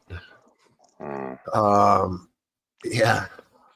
Sorry for the chat as well. You seem to enjoy it a little bit, Based. Yeah, well, I didn't start it, that's for sure, but I certainly will finish it. Don't you think you have something to do with it? He's a fucking tough guy. Well, he literally came on here saying he had to get involved into the chat because Welshie made all these outrageous comments, and I thought about it for a couple of seconds, and I knew I hadn't said anything. And so then when I asked the question to qualify it, he had nothing to qualify it. Started talking about stuff that happened 10, 15 years ago. Even mentioned Live Leak. So he's now just going on a diatribe of just lying. And then he got caught out by Steve because guess what? I wasn't involved in Live Leak at the time. So he's just fucking talking shit, and he was going to talk it as all true. Well, he's still here, dumb fuck. I know. The camera's on. And I'm listening. Stick some shorts on. You know what? Dude, I wish we could meet. I really do. Okay. Here's a comment that happened from Dan Bongino. I would like to read a statement from Dan Bongino. It says, during my tenure here as a deputy director of the FBI, I have repeatedly relayed to you that things are happening that might not be immediately visible, but they are happening. The director and I are committed to stamping out public corruption and the political weaponization of both law enforcement and intelligence operations. It is a priority for us, but what I have learned in the course of our properly predicated and necessary investigations into these aforementioned matters has shocked me down to my core. We cannot run a republic like this. I'll never be the same after learning what I've learned. It goes on from there. Like he keeps going on, but well, you've been warned off, eh? What is it like to be in a position where you have knowledge that should go to the public, but you can't, whether it's for personal safety reasons or to keep your job? Well, it's to keep his family and friends safe as well, I'd suggest, because that's the first thing they'll go to. Wait. Are you suggesting that the assistant deputy of the FBI, his life is in danger because of his opinions? I think his job at least is in danger. Yes. He's in danger because he's incompetent. The whole fucking administration is incompetent. It's an obscenity. And you know what? I with the two Kennedys. Kennedys. Can I have a fucking comment? Wait a second. Here? Let McGrandy finish his thought before you jump on him. Yeah. So my point is, I am. It is suspect that you're bringing up the Trump and MAGA agenda here. Well, yeah. No. This is a good question. This is an actual inter-party dissension amongst the ranks of MAGA. If you would look at it one way, like Bongino, v MAGA in a way. He's right? calling out that it's broken. Basically, That's he's not what I'm supporting saying. it. He's saying it's fucked. Yeah, so it's I don't broken. agree with your statement. No, Yeah. it what broken from what 6 months ago? That's what's happening. It's a dismantling process. They're legitimizing a dismantling of enforcement apparatus throughout the government, and resurrecting them with party cadre. Okay, that's what's fucking happening. We're watching it before our eyes. You are that I just Trump. read. You're gonna wear a red cap, or you're gonna have a little fucking. You're not gonna have the listening to what I'm saying. You're not gonna have the star. You're just telling me what I'm thinking. You're not gonna have the Iron Cross on your chest. It's just a big you're gonna have monologue. some other symbol that makes you loyal to Donald Trump, and Wait a that's what it's second, all about. Who are you It's a talking to? dismantling of an effective government. Yeah, he's just going on. Who are you No, talking to, it's- McGrand? I'm talking to everybody. You guys got to listen. Remember this. I'll stop talking now, but remember it. I don't even understand what the fuck you're saying, dude. I'm saying it's part of the dismantling process. Him Later, talking about later guy, on, you want to go what through they're the doing in the reporting FBI and is listen to they're yourself talk. See, again, I can't talk. So Yeah, you've done a lot of talking. anyway, I have no value here with you, based. It's not a matter of value. It's a matter of. Dude, I said something, and you're responding to me and telling me what I'm thinking instead of responding to what was said. Yeah. All right. Here's what I'm responding to. Here's what White thinks regarding that. Let's bring a viewer comment in. The administration was hired as loyalists. This is causing problems because now Bongino and Patel have learned of Trump's Epstein activities. Now that's one way, one theory that if these guys and Bongino and Patel are supposedly loyal to, above all, the Constitution. No, they're loyal to Trump. Hold on a minute. If they are enforcing law, they put an oath to the Constitution, you know? So if that's the case, then if they have morals and conscience, they should have a problem with this. But that's speculation that's what they're seeing. They're vague in the information there is something to it. Basically, they're being threatened by they're being threatened by the deep state and their family and friends. Oh my God! I hate that fucking hypocritical fucking argument. That is such a pussy move on your part. That is bullshit. They are fucking goddamn in the goddamn government. They're covered by CIA, all kinds of social. Can I just finish my points? Can I finish my points? I wasn't actually. I was just weak making argument on your part. That's weak, man. Let him talk now, McGrand. All right, go ahead. I'm trying to find out what I was getting. I lost my point all of a sudden. Yeah. So what it is, it's like Smoke Steve's wife saying about the Epstein files. Why didn't the Democrats expose this? Say a month before the elections, because if this information was there, and obviously the Democrats would have known this information because they were in power at the time, or certain people would have known about this, then they would have exposed it. But why didn't they? Because I believe there's nothing substantial there that would implicate him in any wrongdoing. I'm sure he's there.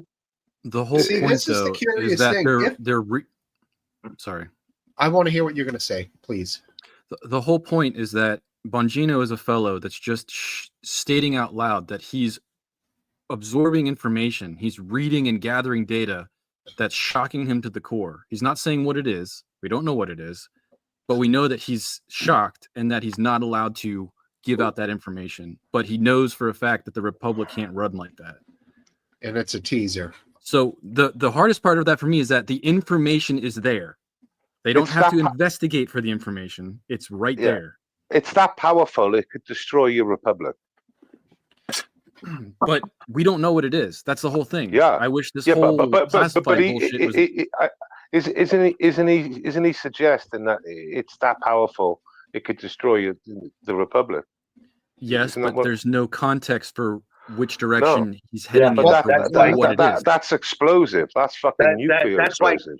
that's like Iraq has weapons of mass destruction, or they're responsible for 9/11. It's the same extraordinary bullshit fucking excuse with no evidence.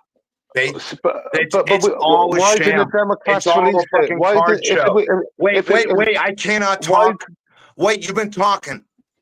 Yeah, go on. So I'm talking. It's all a card show. It's a sleight of hand. They're distracting you from one thing to the other. Now you're a partisan. Okay, you actually need to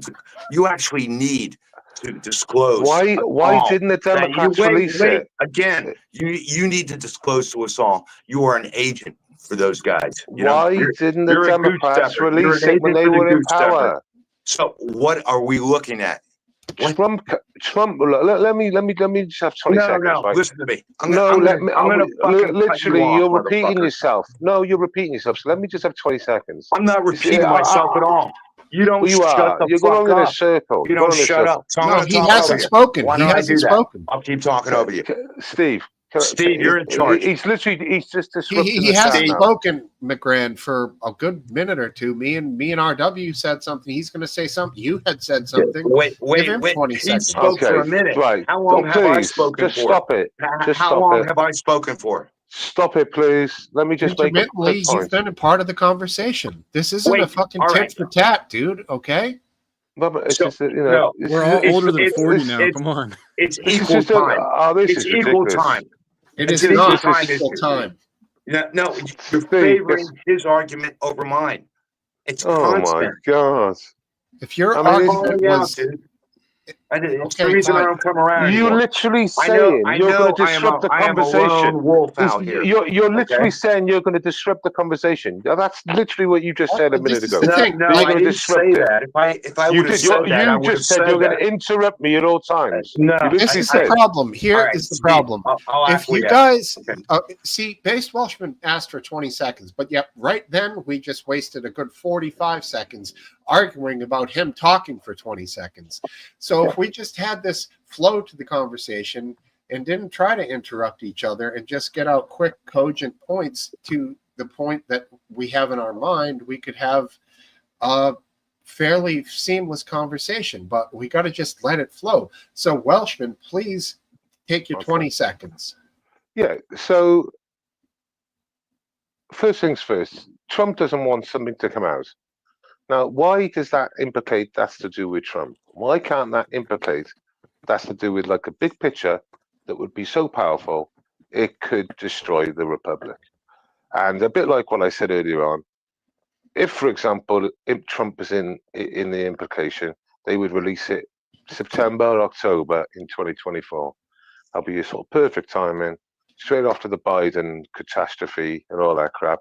That could have destroyed Trump, but no. So, bit like I said before, if you try and fight these three-letter agencies, you'll end up like the Kennedys. And we know that's definitely possible. And it wouldn't surprise me if they've all been told that basically you can't let this information go out because there's VIPs, royalty, and everyone else totally exposed, and this could destroy us because it goes right to the top. I mean, it wouldn't surprise me. I think it's pretty conclusive that Bill Clinton was a bit of a fucking wrong-un. He was on the island. He was on the island on the flight list. All right, that's fucking more than 20 seconds. Whoa! 27 times. Fuckers.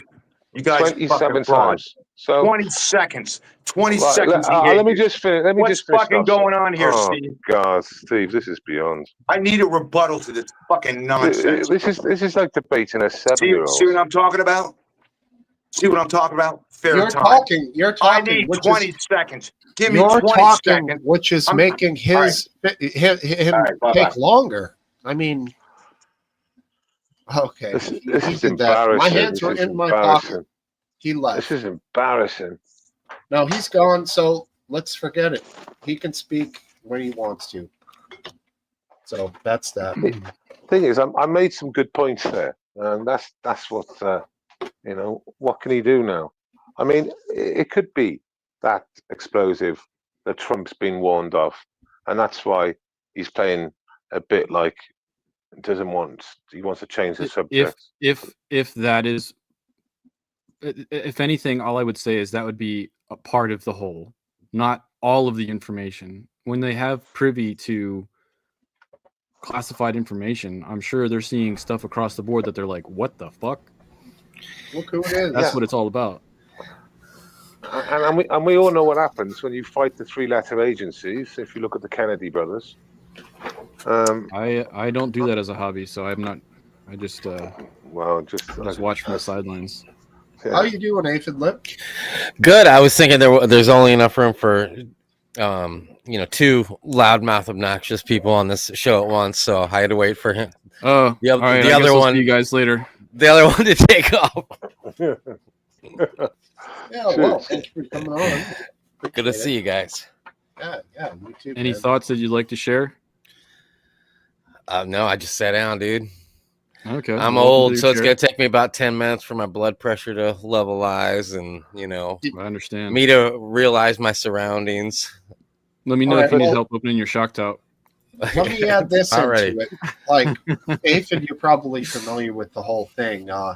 So when this alleged allegation came out by the Wall Street Journal, which seems now that it is true that Trump did write a letter to Epstein, but I'll still say allegedly, this went into this 50th birthday book that was put together. You heard about all this, right?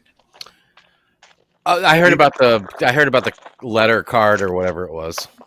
Well, if it's seeming likely that it's true, allegedly from Trump, then why did he so adamantly deny it initially? Yeah, I don't know, man. If it was such a stupid little thing, then why not just say, yeah, I didn't really know the guy. I threw that in there. And, once I heard about anything, rumors, this, that, and the other thing, I completely distanced myself from him because I didn't realize, the shady part of him. Instead, he...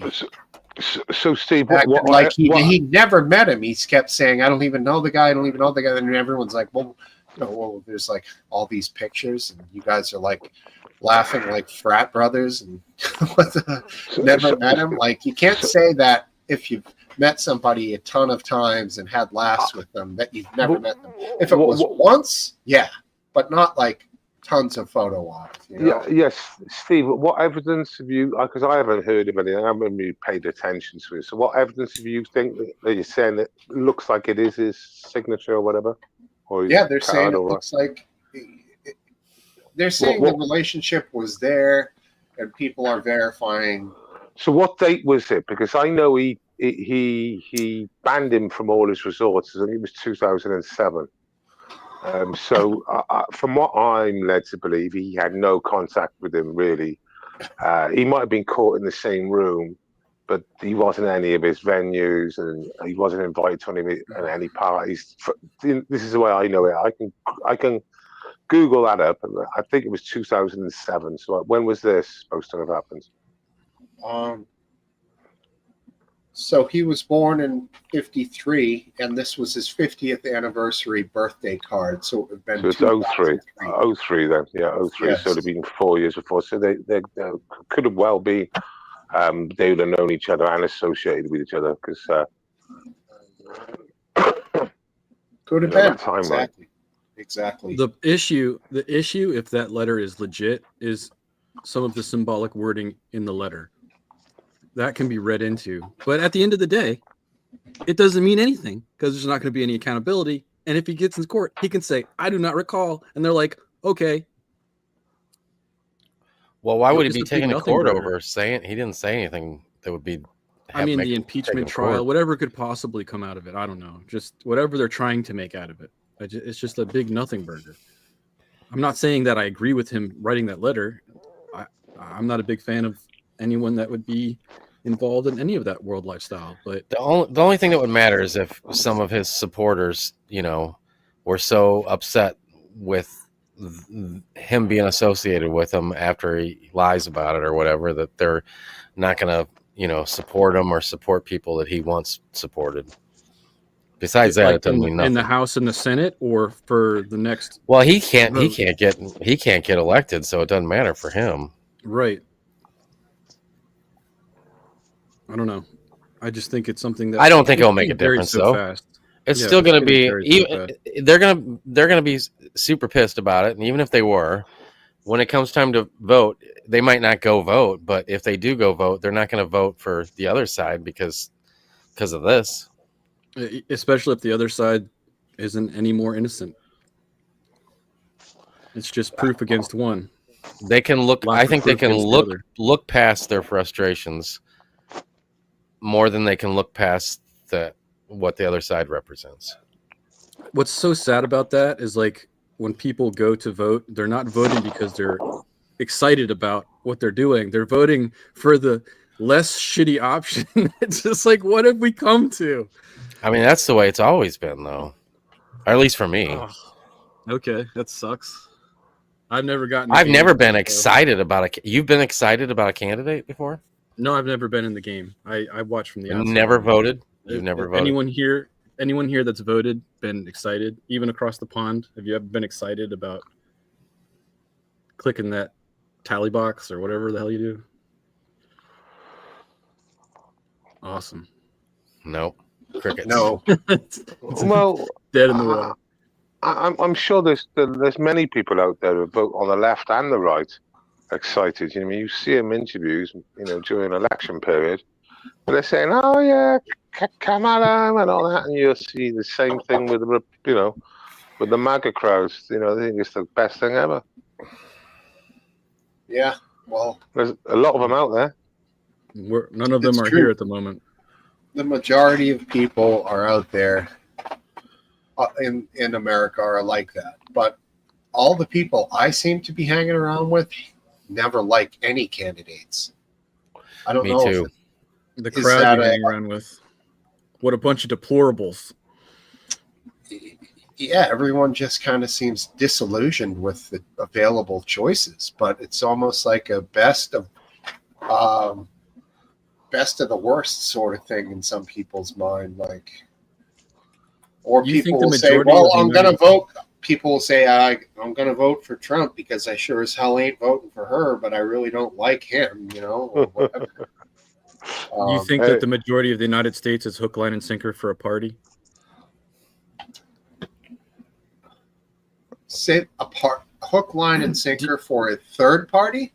No. Do you believe that the majority of the United States citizens are hook, line, and sinker, are all for a party? Yes. Like they drank the Kool-Aid. Yes. Okay.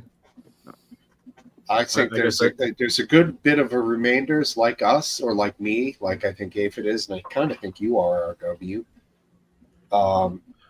that are disillusioned, maybe happy enough once in a while, but never truly like stoked about somebody, But how can they'd have to be the weirdest person ever to strike all the things that I want. It would never line up, It's I have a very, very specific want of freedom. Yeah. I mean, I have to agree with you on the concept because everybody that I interact with, besides some of my family members, just basically like my mom, are all for an ideology. And to the degree that they listen to certain talking points and are against other ones. And I'm just completely sick of the theater of that. It's not real to me. It's all fabricated. Yeah. All right. I agree. I think that sounds about right. Hey, if you got anything to add to that? What happened? Sorry. Just regarding, choices for candidates, president. I mean, you have been fans of some presidents, I think, right? I mean, I thought Reagan was cool, but I was so young. I don't know. Okay. Same here. When asked who might have been the best of my life, surprisingly, I might say, because I can actually remember him, Clinton, even though of all of his problems and in office. If you look at the financial state of the country at that time was pretty goddamn good. On paper, he was a real good president. When it came to our money and spending, we were in really good shape. I heard Bill did inhale, and I heard she did. I think Bill, he's a regular guy. Yeah, so what? He got a beaner from the secretary or whatever you guys call it, a blowjob or something. And you know, like he lied to Congress, didn't he, or Senate? And he did get a blowjob under the Oval table. I mean, talk about disrespect. He screwed up huge, like as big as any dude could ever screw up. He got caught. So embarrassing. You know when Trump takes people around, he says, "Do you want to see the room where Bill was with Monica?" And he literally takes them there. That's classic. I mean, I know that, not coming from him. The people he's invited and shown them. Oh, it was just locker room talk. But at least he ain't the culprit. He's just describing it. Yeah. No, I mean, it's no denying that it happened. As we've discussed before, she actually kept the dress. Yeah, in a bag in the airing cupboard. Stains and all. Trophy. She didn't clean it? No. Nope. Disturbing, dude. Very disturbing. I mean, I think it was 18 months festering in the airing cupboard. Maybe his scent was on it, and she just liked his scent. His scent, man, that is so foul. Oh, almighty. Need a soundboard for this thing. Sounds like McGrandy. I would totally hook you up, my man. Mm. Yes. Yep. Any other subject matters you guys had in mind for this week? I'm curious what you guys are watching, if you're watching anything. I've started watching the new Star Trek. I can't remember what it's called at the moment, but it's not bad. No. I watched the sunset today. That's not bad. That's nice. Free subscription. Yeah, it was. Didn't cost a dime. Yes, Steve, you mentioned that I voted for Trump because I hate Kamala's voice. I didn't vote for her. No, but you were just making that statement of, what some people do. Yeah. Some people were like, I'm not voting for Kamala, and that's the only other option. So I've seen a classic TikTok prompt like that. I can't remember what the exact prompt was. They said, tell the reason why you're voting for Trump, and of course they all said her voice, and they sort of attacked him like a troll army, and these people were getting so upset because they said it's her whining voice I hate. It's just the whining voice. Or they were saying, because she's like a lot of women are voting for Camilla because she's a woman. I'm doing the same thing. That's why I'm voting for Donald. Huh. And these fuckers are losing their shit. What you mean? Well, a lot of women vote for Camilla because she's a woman. Why can't I vote for Trump because he's a man? It was very funny. Yeah. Using their logic against them, but it's so offensive when you do exactly the same thing in reverse. Oh yeah. Did you guys talk about Ozzy Osbourne dying, or who was the other one? Hulk. Oh yeah, the Hulkster. I was more hurt by the Hulk, but all-time greatest heavy metal singer ever, obviously, is Ozzy Osbourne. So, well, he donated 100% of the proceeds, which was £170 million, to charity. Yeah, to Parkinson's. A bit of a send-off, and basically it was his farewell.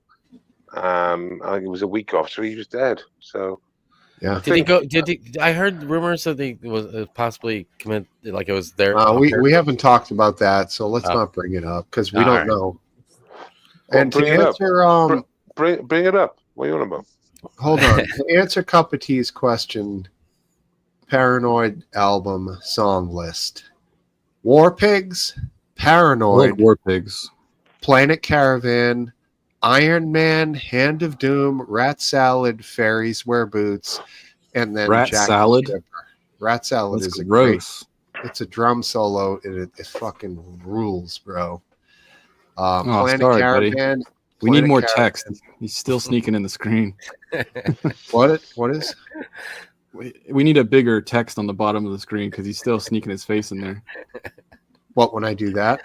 Yeah, he's still getting around it. Oh, I see. But, what an album. Yeah, I only know War Pigs really and Iron Man. You don't know enough. I don't know enough about the Black Sabbath. Obviously, Oasis is quite big on social media at the moment. The little clips. And I was watching a clip with Liam from 1994 acoustic, "Live Forever," against Liam in 2004. You know, the same sort of thing. His voice is so bad back in 2000s, even from 1998 onwards. And they were whiny or something, or what do you mean? Well, his voice collapsing, because of the stress he puts on it. And his lifestyle wasn't very good, and he admits it now. He had laryngitis and other stuff, but his voice back in 94, 95 was absolutely perfect, for the style of, and so strong. But his voice now, because they compared it from 94, so they did a comparison from 94 to mid 2000s, and it was fucking awful, and you can't hide it. And now they've done it from 94 to 2025, and his voice is back. Really strong. Yeah, it might have been hard living for that 10 years, dude. That can fuck up your throat, man. You can't sing. Yeah, sometimes. Basically he was cigarettes. Smoking. Yeah, I mean, smoking cigarettes and and drinking. champagne is literally one. Yeah, I'm sure. And it is down to cigarettes and alcohol basically, because he went for it and he thought he could do it, and he can't. I mean, there's a few who can, but I mean, somehow Mick Jagger can still sing after all these years, which is wild. He signed a heavy contract in blood. I mean, which is crazy is like Steve Tyler did a song at the Aussie thing, and Steven Tyler from Aerosmith sounds amazing. He's quite old. Then you get somebody like Paul Simon, who had a wonderful voice. He can't really sing anymore. Really? Yeah, it's gone. I ain't seen that dude sing in a long time. I tell you what I've seen recently, and I haven't seen for a while. And you'll all you'll all say Gwen Stefani, lead singer of No Doubt. Sure, she could never sing. Bananas. So, it wasn't so much as singing was the problem.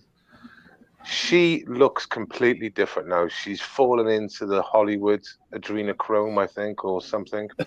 She doesn't look like that cute American blonde bird. She doesn't look anything like that now. Her face has changed.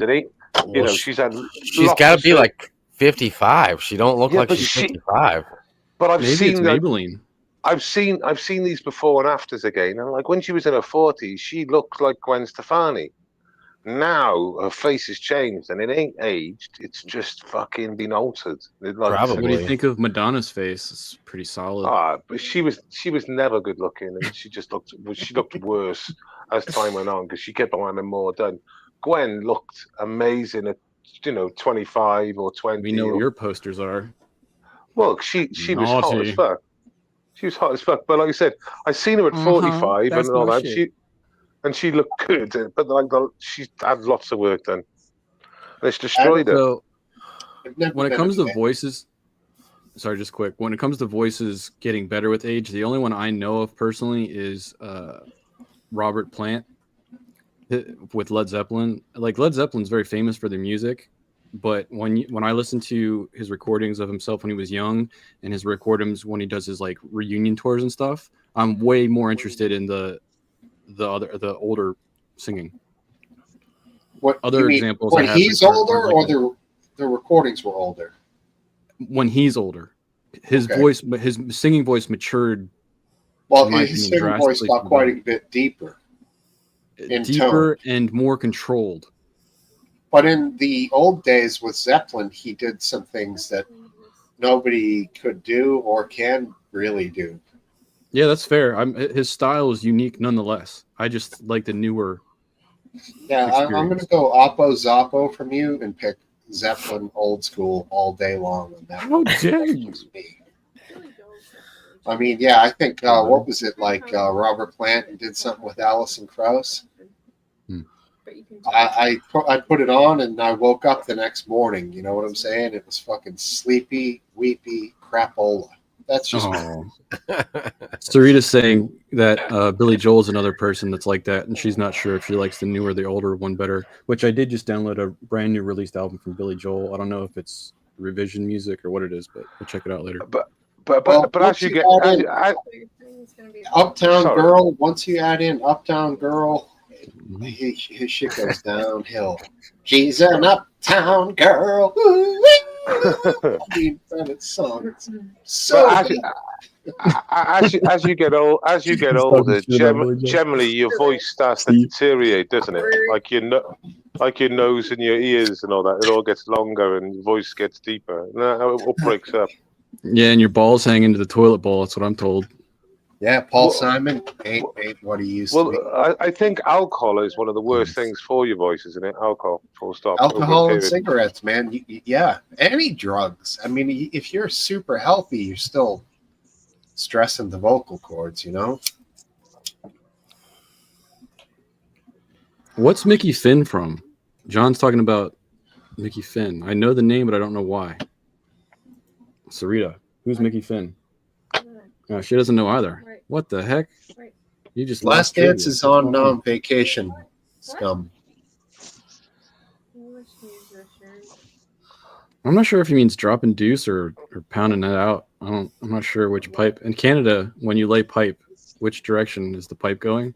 Well, when you say that in the UK, it doesn't really mean that. It means knocking boots. Do you know what that means? Okay, because laying pipe from me growing up had nothing to do with having sex. Yeah, it means knocking boots or another classic bumping uglies. I thought that was two chicks, chick on chick. I thought that's what that was. I thought it was just anything because they're both, you know, like. Or donut bumping is another thing. The two chicks. I don't know. I feel like I'm getting so educated. Thank you, Aphid, for this information. There was a club in Cardiff that was called the Wyndham, but it was more well known, and the name of the parachute club stuck, and it was never really called the Wyndham, even though that was his official name, and it was called the Parachute Club because you were always guaranteed a jump if you went in there. Can't show it. Nope. There's a device she's showing me that is you put it on the toilet bowl so that your old lengthy ball sack doesn't hang in the water. What? Oh man, they have devices for everything. Thank you, Amazon. It's called the Man Shield. It's the Man Shield, so you're not dropping your eggs into the water. Man Shield. I need a couple of those, maybe 3. Are they great? 3 of those? Yeah, sweet. The titanium model. Yeah. Yeah. What was that, Welshman? Well, what are those fucking balls? Are they grapefruits or something? Fucking hell. Exactly. Well, the water. Maybe it's a density issue. Too much mass. Nothing worse than a bit of splashback sometimes. I got to say that. That's the worst. Eastern Farm has it. It's a ball. Yeah, I like that. Balkini. But also known as like banana hammock, grape smuggler. I mean, I thought it was the mankini. I don't know. Is that what you call it around your house when you wear it? Well, that's from Very Nice. How much? What was that movie? Borat? I don't remember him Borat, saying wasn't it? mankini. Okay. That sounds. I remember the banana hammock from Scrubs. Yeah. Breaking it down to the banana hammock. Did you guys genuinely like Borat? No, I thought it was worth watching. It's an experience, that's for sure. I thought some of it was funny, but like the whole part when he was like wrestling his agent, the hairy guy, and like that just got weird. I mean, it's almost like they had to fill time. Yes. But what did you think about when they got the college kids in the RV, and they ended up getting one kid to admit that he wanted to like bring back slavery, and then like of course the internet or people did their work and exposed who these kids were, and their shit just got destroyed. Yeah. So that Baron, his name's Baron Cole or something. The guy, yeah. Well, I can't remember his name. Man, if you wouldn't have just totally butchered his name, I could tell you what his name is. But now that you said that, I know. I'm trying to get there, but I can't get it out. But either way, he said he's embarrassed with the Borat. He's embarrassed for the Eastern European Borat thing. He's embarrassed by that, and he's embarrassed by the gay. He played a gay like. Oh, I don't know. No. See, I don't think that's true at all. Sacha Baron Cohen. He said it. He said it on interview. He said it on interview that he's embarrassed. I've seen him do interviews where it's 100. It's totally the opposite of what you're saying. Like, okay, leave me out. Let me just make the point. So, right. So, in the last 2 years, he has come out and said he's ashamed of his work with the Eastern Bloc sort of character, the gypsy character, and with the gay Austrian designer guy. Right. He's not embarrassed with the stuff he did in America, but he is embarrassed by that. He's super woke, this guy now. He's completely, all the stuff he was famous for, he's disowned it, basically. This is recently. This is the last 2 years. So I understand there's mushy interviews from 5-10 years back. His opinions changed. I tell you, I was talking about a specific scene. Does anyone remember the scene I was referring? Just so we can make this clear. Which scene? About him wrestling? I know what you're talking about. Wrestling with the scene where he gets the kids in the RV. They're college kids. Yeah, I know. I mean, I haven't seen it in years. Did you know that went on to affect those kids like really negatively? I'm sure. Yeah. And like the exploitation, like I don't know, is that exploitative? No, maybe not. Maybe he just showed like they spoke freely, right? But they were intoxicated. Like the scene when he walks up to the black dudes that are kind of like thuggish a little outside of the hotel. He sort of asks them like how to talk and what kind of music they like. And then the next scene, he goes into the hotel and he says to the guy behind the desk, what's up, vanilla face? And they basically, the guy's like, security, and like he gets arrested and removed. I thought that shit was hilarious, but it was like the part where he had these college kids and they were half wasted talking about slavery. I felt like maybe he should have withheld that from the movie. Because they're not like racist overtly, but they said some dumb shit. Does that make sense? So if I had the best footage ever and I pre-recorded it, but it implicated people that were might have been caught in a situation, and I understand it, I would cut that film to not implicate them. Right. If it was just off the cuff dumb shit, maybe, right? I mean, if you catch somebody who's doing something I'm an activist. I would protect my fellow patriots rather than get the shot. Right. That's what I mean. Like, there would be a point, though, Welshman, where if somebody was going over the top and they were intending to be recorded and knew exactly what they were doing, you would be compelled to record the fact that, like, at some point, it needs to be documented, regardless of the side. I'm a live streamer known for live streaming. As you know, there's no taking that back, either my actions or someone else's actions. So, I'm torn between two things a lot of the time because, but given a chance, I would definitely protect those people. In fact, my angles are very much like that. Sometimes I try and keep my angles to protect people. Interesting. All right. I don't know who Harry Enfield is, but Nutter says he is more edgy than Sacha Baron Cohen. You guys know who Harry Enfield is? Yeah, he's brilliant. I mean, he's named after one of the best rifles ever made. Harry Enfield is Mr. Beam, yeah?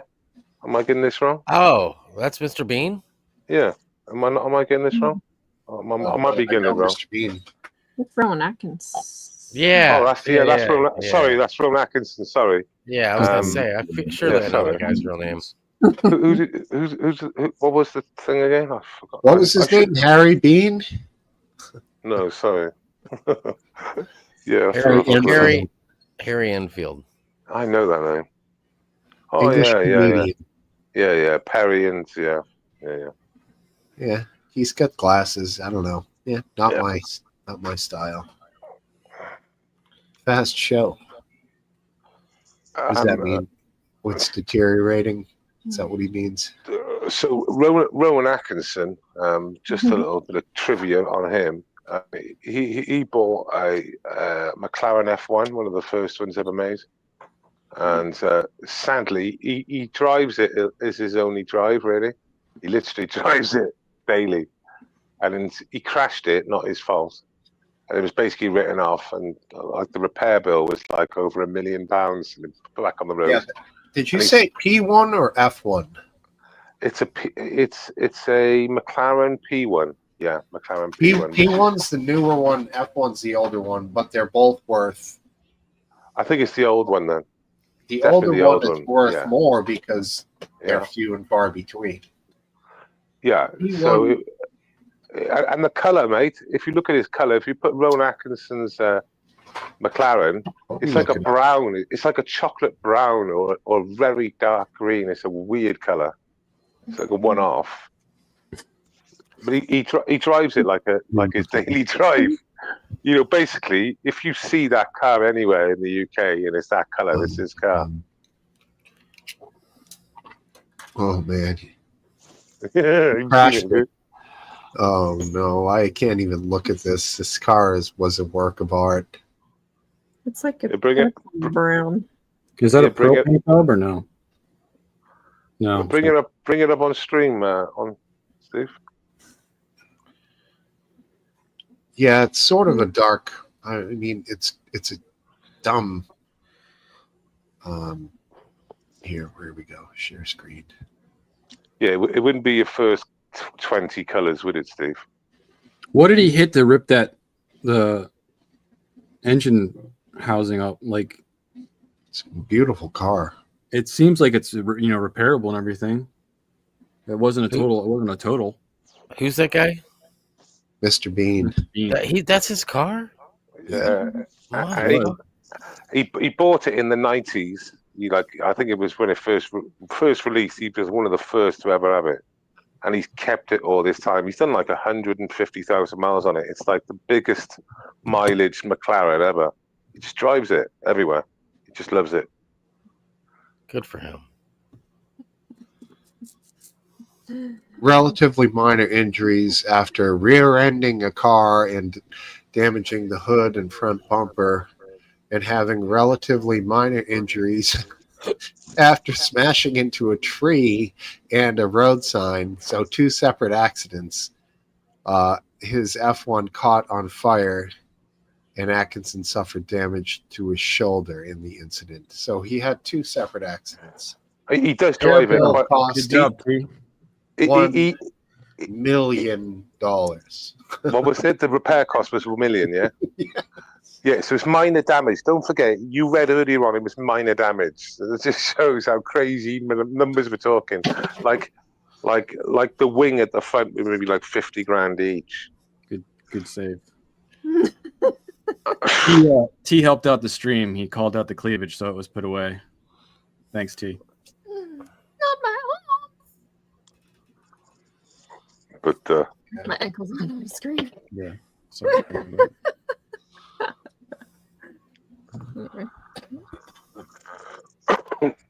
Good old cup of tea. Yeah, he's great, isn't he? Yeah. Ruined it. Did you watch a car repairer he's called Tarnish? He's American. Tavares. Tavares, that's the chap. Yeah, I've heard of him. He's got a P1 and a flooded P1 that he's putting back together, and that has been hugely problematic. But he's just purchased a 918 Porsche, you know, the one that killed the Fast and Furious guy. Paul something. Yeah, and Walker. Yep.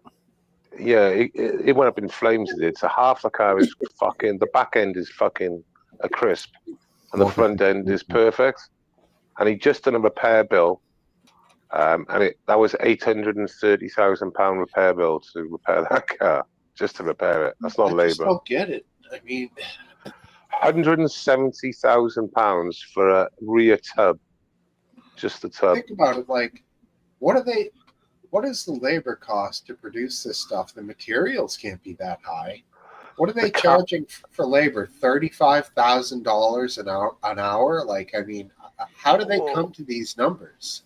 Well, that's just parts. That's just parts because the whole back end is completely gone. But the reason why, obviously, these YouTubers can do it is because they're making £50,000 a video, each video. I mean, to other people, because this car was fucked 15 years ago. It's literally been in dry storage for 15 years, waiting for someone to pay the right money for it.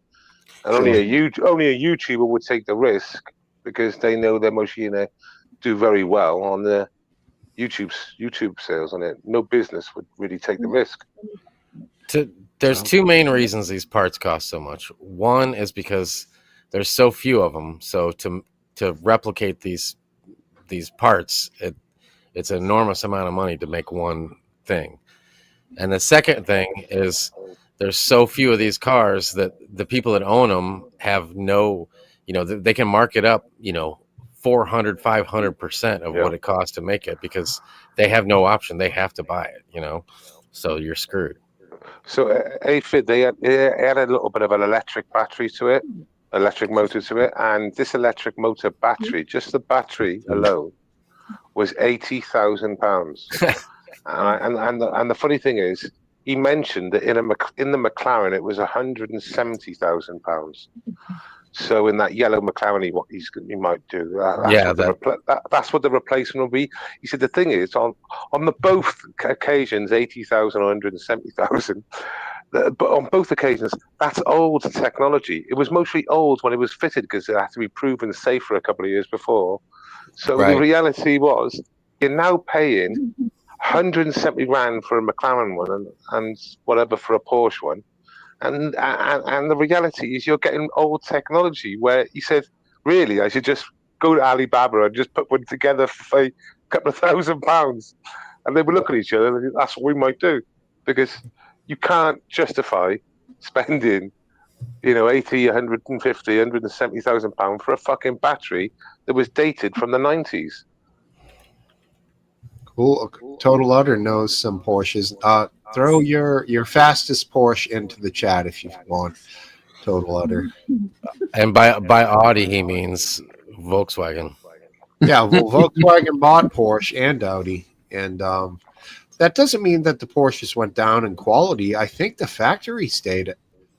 Like, they still make them to the same grade, but hey, what do I know? They still look sick and they're fast as hell. So, and I feel like they're the $100,000 way to get some performance instead of spending like, I don't know.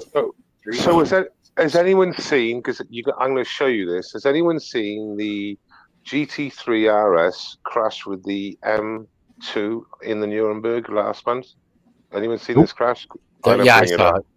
Yeah, I saw it too. Okay. How crazy is that? Have you actually seen the full context of that video? Yeah. They were both fine, which is really testament to these That's right. cars. So the Porsche split. Dead. Dead people. The Porsche split in two, which I think it was obviously designed to do. I think, and the cab was pretty intact, thankfully, but the engine or the front end was just fucking off. And the Porsche whoever was in that car, that front window screen was damaged in 2 places with big objects that were clearly pushed into it, and they had no. I think it was minor injuries, basically no injuries on it. Yeah, minor, bumps, scrapes. I don't think any hospital. But yeah. Quick shakedown by the EMT, and they were fine.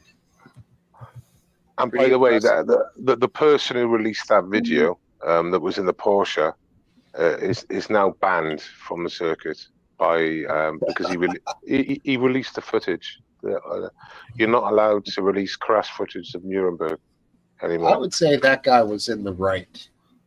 Oh yeah, he's in the right, but he's taken a ban on Nuremberg because he broke the rules of actually sharing crashed content. I get you. Why can't they do that? There's people that tape it while they're watching and release that. So they can't now. If you notice on the titles of them, it says like fails, near misses, or success.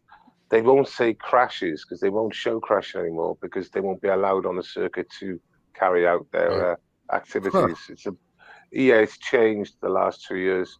There's a guy called Misha who's really, really popular in Europe, and he used to be a taxi driver around there, and he's had multiple crashes, not multiple, but he's had a couple. And when there's a crash on the circuit, he cannot show the crash at all, so the camera automatically goes to his face, or it's edited like that. Because he cannot show any crashes on site. Sure. I think Shmi films there every once in a while. Shmi 150. Yeah, that's right. And if I'm sure it's the same with him. He's a company man, even though I know his shit's entertaining. Like, he would never risk it. If he got some epic crash, he would have to just sit on the footage because he knows he'd never be let to film there again if he put it on his channel. I just want to wave goodbye to John Stafford real quick. Have a good one, fuckhead. Don't put it out. What an asshat. Yeah, sorry about that. Don't ever come back, John. Yeah, John. Learn to women. John. This show's on fire. You have you know about Hondas, don't you, though, chaps? About like the Hondas, big turbos and all that. The K20 series and all that. You know about fast Hondas, yeah? What fast Hondas? What are you talking about? Well, for example, on the Nuremberg, fucking hell, sorry lads.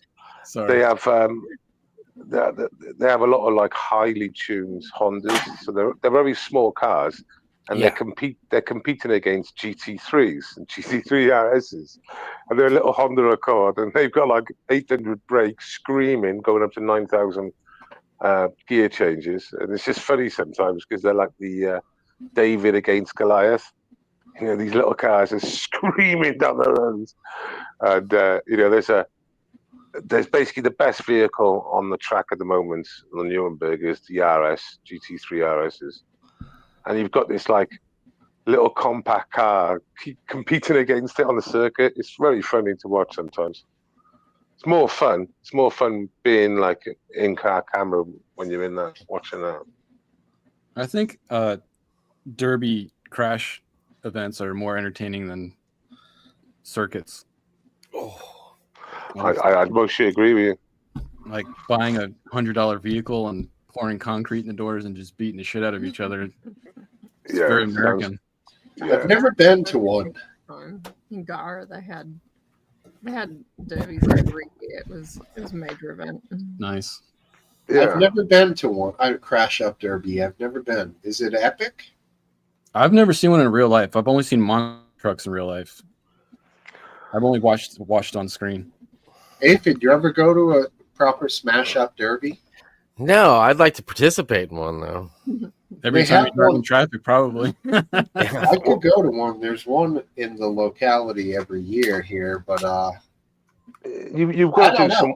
You've got to do some work, and you've got to pull the tank out. You've got to take all the glass out and stuff. In the just UK, to go watch it would be fun. Maybe it's live.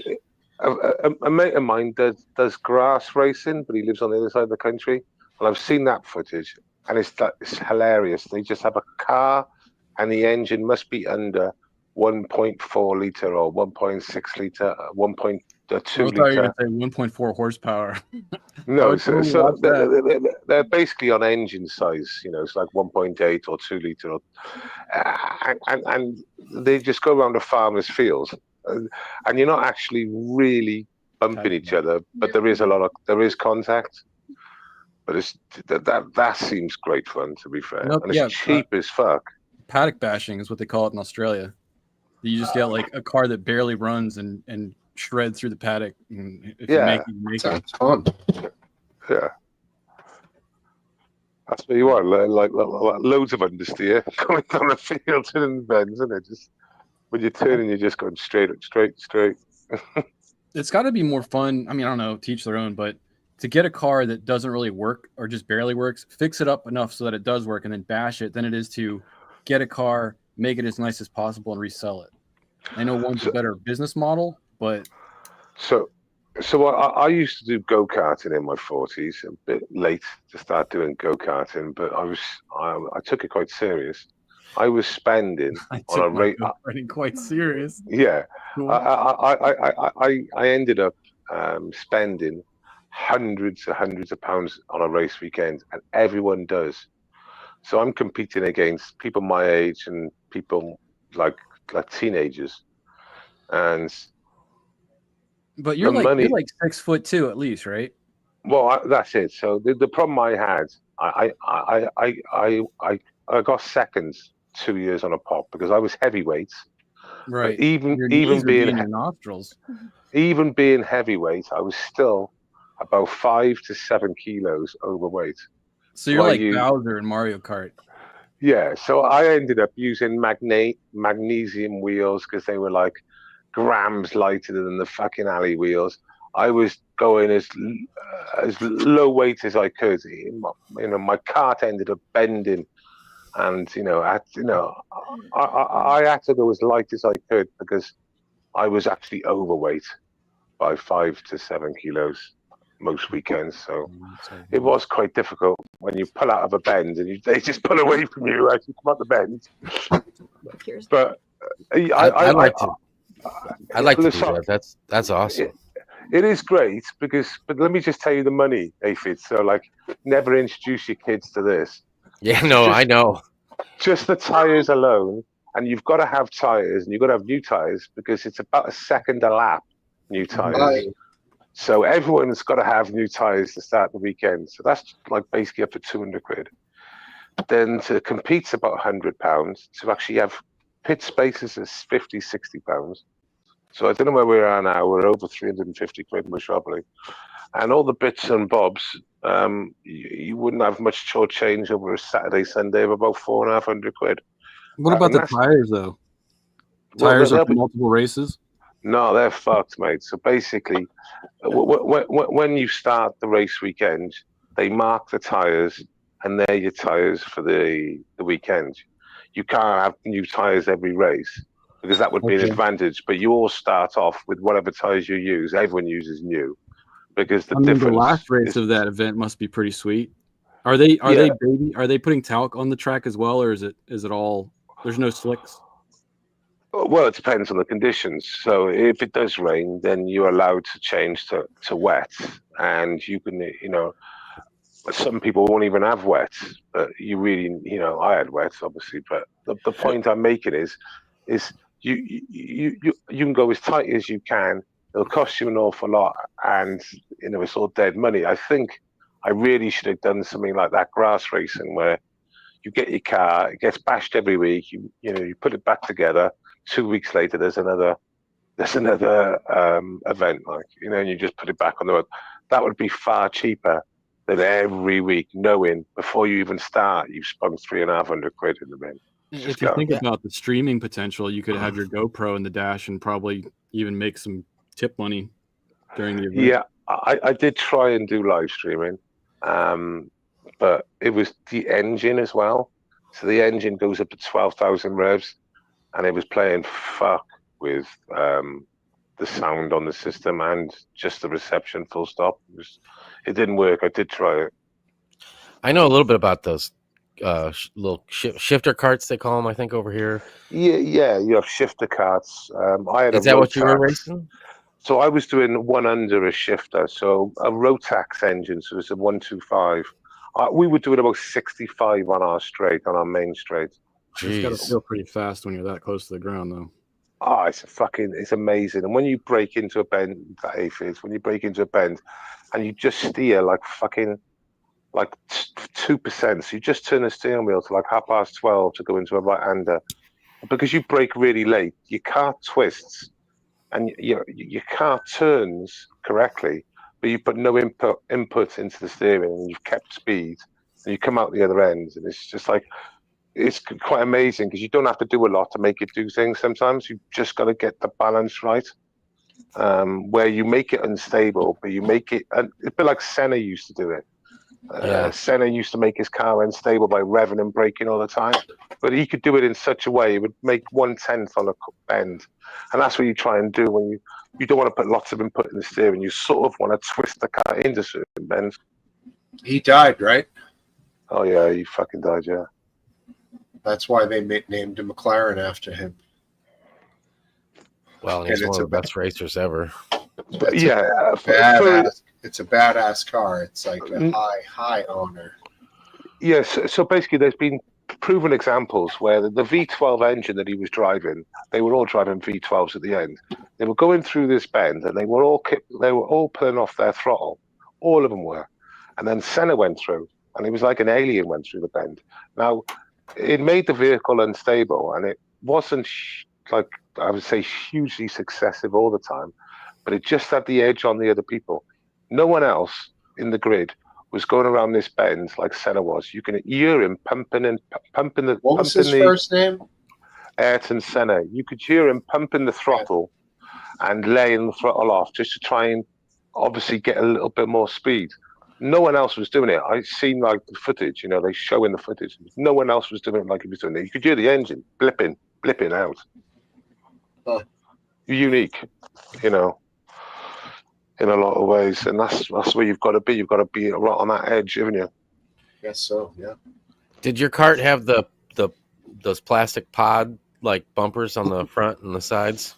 Yeah, and if you hit someone up the arse and you dislodged your bumper, you're disqualified.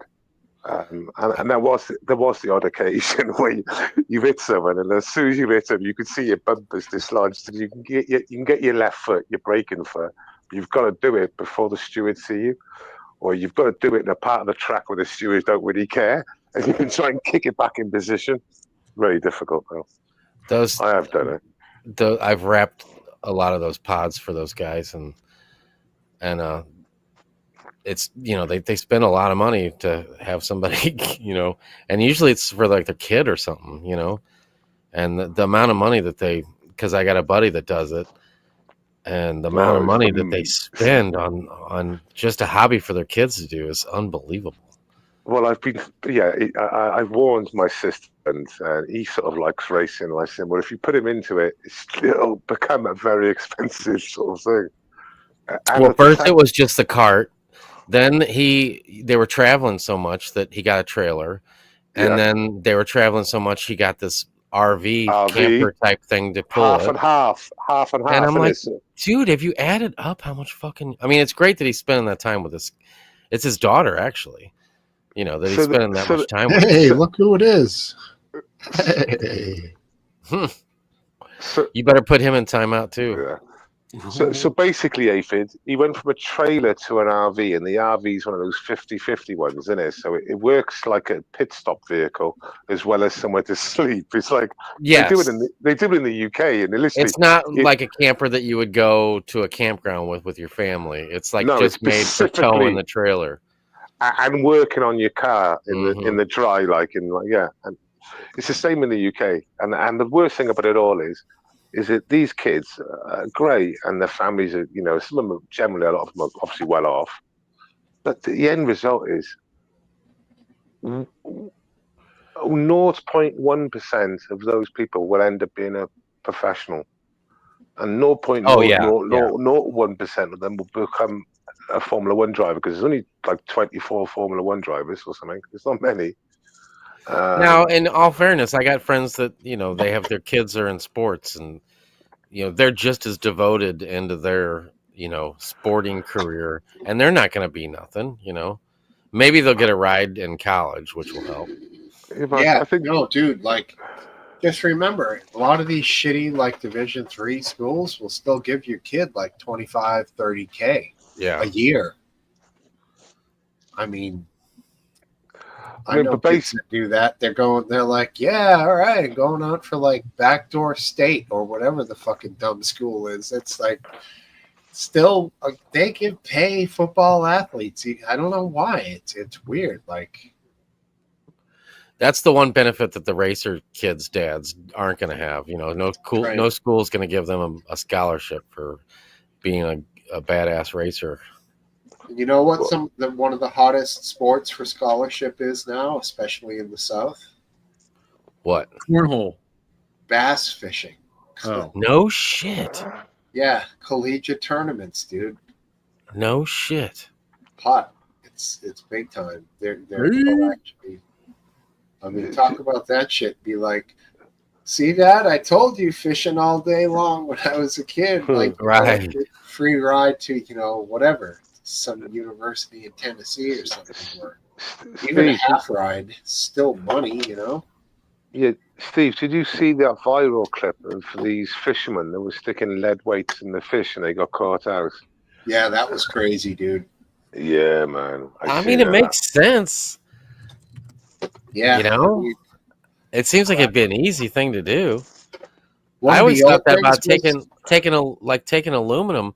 Because I've taken aluminum to the scrapyard before, and it seems like it'd be a piece of cake to screw them over.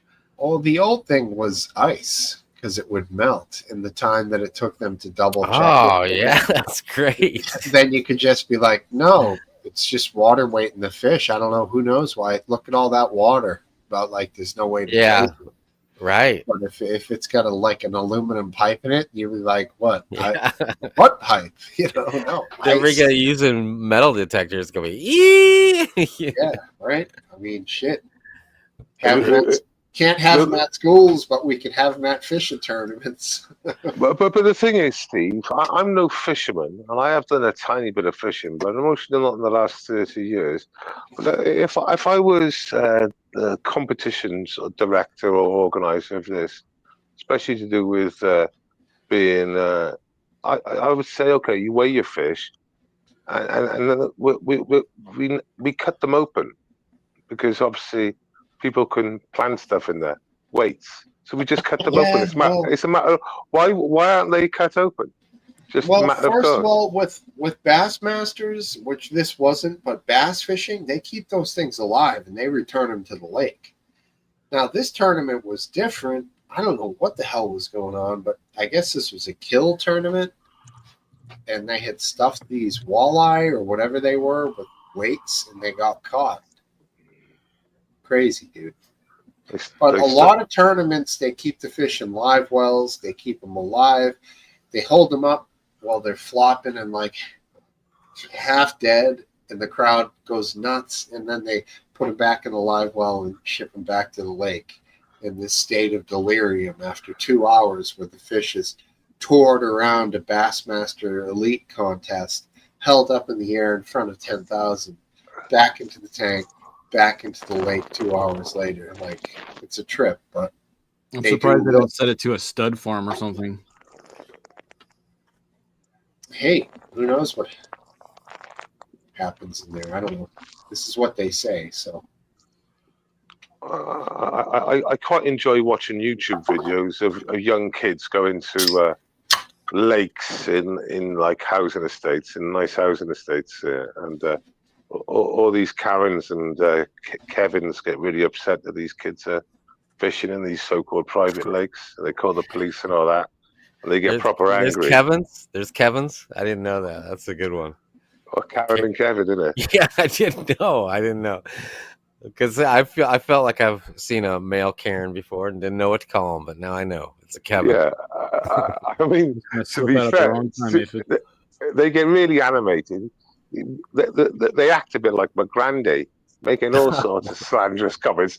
And these kids are only fishing; they're just having a fish, you know. And they've checked the rules. And just because like these private householders get angry about it, and these kids have checked their back, they know the form. And then McGrandy comes out, starts calling them Hitler and stuff, and goose-stepping, and obviously, you know, the police get informed. So no need for it, really. Nope, McGrandy's, no. Oh, poor McGrandy. Well, he's not here. Not here to defend himself. I don't want to talk about him. That part of the show is over, and now we're on this part of the show. It's quite calm now, isn't it? That part is over, and I don't want to give reference to any of it. Can't do it this week. Turn the camera on. Oh, he's Mac Daddy, and he's got a glass of scotch. He's chilling. Good for him. He's at the docks. He's hanging out with wharf rats. I don't know what he's doing. He's an enigma. Man, one thing he's not doing is the international pub. So have a fun time, buddy, and be well. I smoked many pounds of meat yesterday, and it all came out amazing, which I was pretty excited about. Is that a masturbation reference? Was it code? I don't know. Was that code for something? So you? Because I'm usually a little like leery when especially when there's that much money involved with meat, you know. How much was what was the meat expenditure? Wait there. Are you talking about black lady cock? Is that what you're talking about? Black lady cock, are you? Is that what you're talking about? No, Black Angus. Because he loves it so much, Welshman. You're obsessed. You're obsessed with black lady cock meat. That's what you're obsessed with. Smoking it at least. Are you? Are we talking about the same thing here? Did you have to? I don't think so. Did it fit? Did all of that meat fit in the smoker? Big Mike. Oh. It was tight. I had to lube the edges. Yes. You had to butter the nostril and the tail, but you could spin it. No, we had a huge brisket, a huge pork butt shoulder roast, and 2 slabs of ribs. Big shoulders on that. So you didn't have a whole pig. I thought you were spinning. I thought you were smoking a whole. Yeah, I fell through. So my buddy had this. We had a separate smoker. It's these Chinese box type thing, but These it just cooks, suck, dude. It just cooks the meat from the top. So you got to flip it over halfway, and you don't get like. Yeah, I know. My buddy was the same way. You told me you think these things suck, but you still used it. No, I wasn't. It was just a backup. Backup. Okay. Yeah. Okay. So we ordered a 45-pound pig. We were gonna get a 45-pound pig. It was all in order. We went to a place that will, supply you with this and everything was set in order. And most of the pacifier, because it's like a baby pig. No. Well, yeah, it's not quite it's not a baby, like because a lot of the videos I watched were like 25 pounds. Child. It was just a child. It was a toddler. It was a toddler. A monster. Toddler. It was a toddler we were gonna burn. But it takes like when you call these places, they're like, yeah, we need 2 weeks, 1 week. 1 week is probably the shortest end. Right. So we ordered it and everything was set in place, and they called me this past Monday and said that they went over the weekend to get my pig, and they didn't have any 45-pound pigs. So it was going to be 65 pounds plus, and that wouldn't fit in my smoker. So we would have to use this Chinese box thing. And secretly, there was kind of 3 of us involved with paying and getting and cooking the pig. Well, not cooking, just 2 of us, but 3 of us involved with the pig situation. And it was his Chinese box smoker, basically. So we, on the sidelines, me and my other buddy, were like, we don't want to use this fucking thing because, we want to have, at the end of the night, we want to open this lid, pull out this bronze, dark pig that is still intact with a Cracklins, baby. Yes, exactly. The Cracklins was the main thing, and that's what you're not going to get the pig out at that point. you're not going to get it with putting the pig in the ground. You're not going to get it any other way unless you like smoke it or maybe cook it on a spit. But we didn't have means for doing that. So anyway, they called and said 65 pounds plus, and we were like, nope, not going to do it. You know, let's wait until we can get it done right or not do it. Because if we did it in that box, and Smoke Steve knows, it wouldn't have came out that great. It would have been, you would have had like a 60% return on the meat that was on the pig. And well, let me ask you this question. Is that 65 pounds including the head? Yes, it's a complete pig. And they can't tell you. It's just a guesstimate. They look at.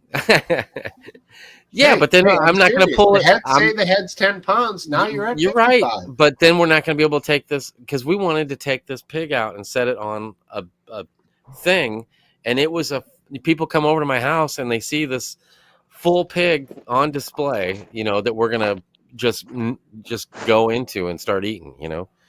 What kind of psychopaths do you have that want to see the head of the thing?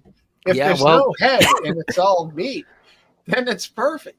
I think the worst part about the fucking whole pig is you walk in, you're like, Jesus, you're eating its rib, and you're like, hey, what's going on, pal? How are you? Right. You drinking? I'm eating you right now. How you doing? You pick its nose. Someone in the group always like picks its nose. You know, like it's gross. Like cut the head off.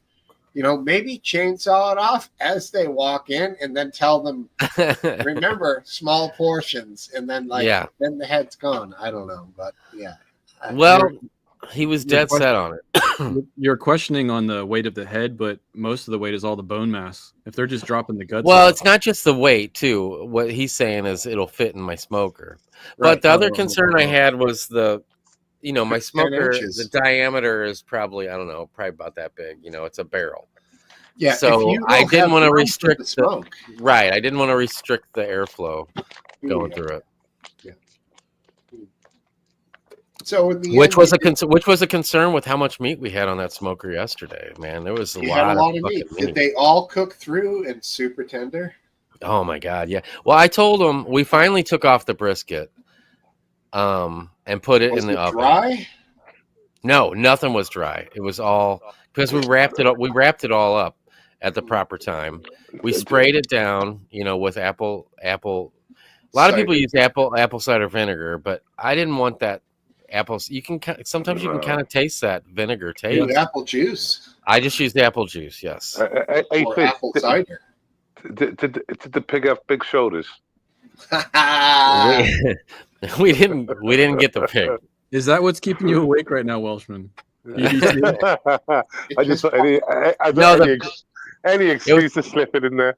It was a female pig actually, but she had this huge Adam's apple, so I was a little sus on her. Oh yeah, big feet.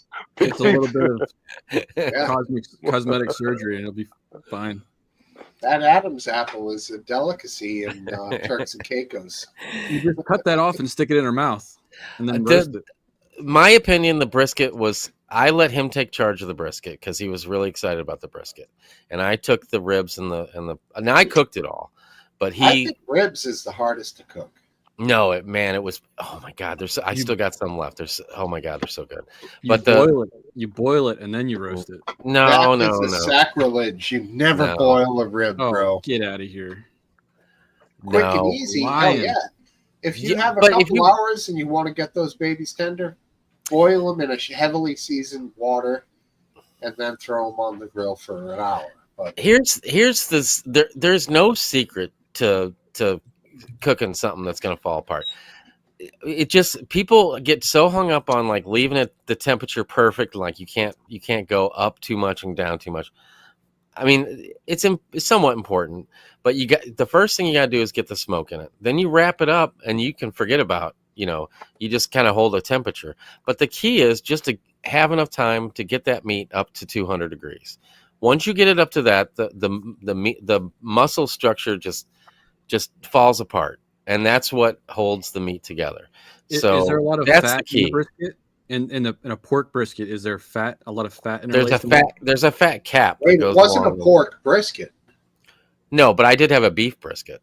Oh, okay. Sorry, I thought it was all pig. I didn't realize. No. I had a beef Beef brisket. Anytime a brisket is mentioned, it's always beef. Okay. Here's the deal, though. Pork brisket is extremely rare. I've never come across that. No, I haven't either.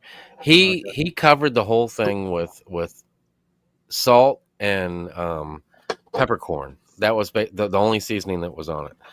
And we got real peppercorns and ground them up and everything. We did the whole thing, but it was just, it was like a half-inch layer of salt and the peppercorns. Oh man, and it at that point, and I questioned it, but I just wanted to let him go with it, But you're supposed to take that off, right? Well, I convinced him finally when we served it, because the thin part of that brisket, it was almost every bite you took was almost 50% salt, and I'm like, dude, it's like you can't even eat it, and then you'd like, there was so much salt and it was big flaky salt, so like a minute later, a piece of salt that was hidden up in your cheek or something comes down and you're like, damn, there's some more of that fucking salt I just had. So I convinced, because I'm like, dude, we worked so hard on this. Do you really want people all night long to be tasting this thing and be like, man, it's fall apart and it's great, but man, is it salty? So just scrape the fucking salt off of it. And it was too late at that point. It had soaked into the meat a little bit. So if you have a big, because of the big, that big part of the big part of the brisket is probably about like that.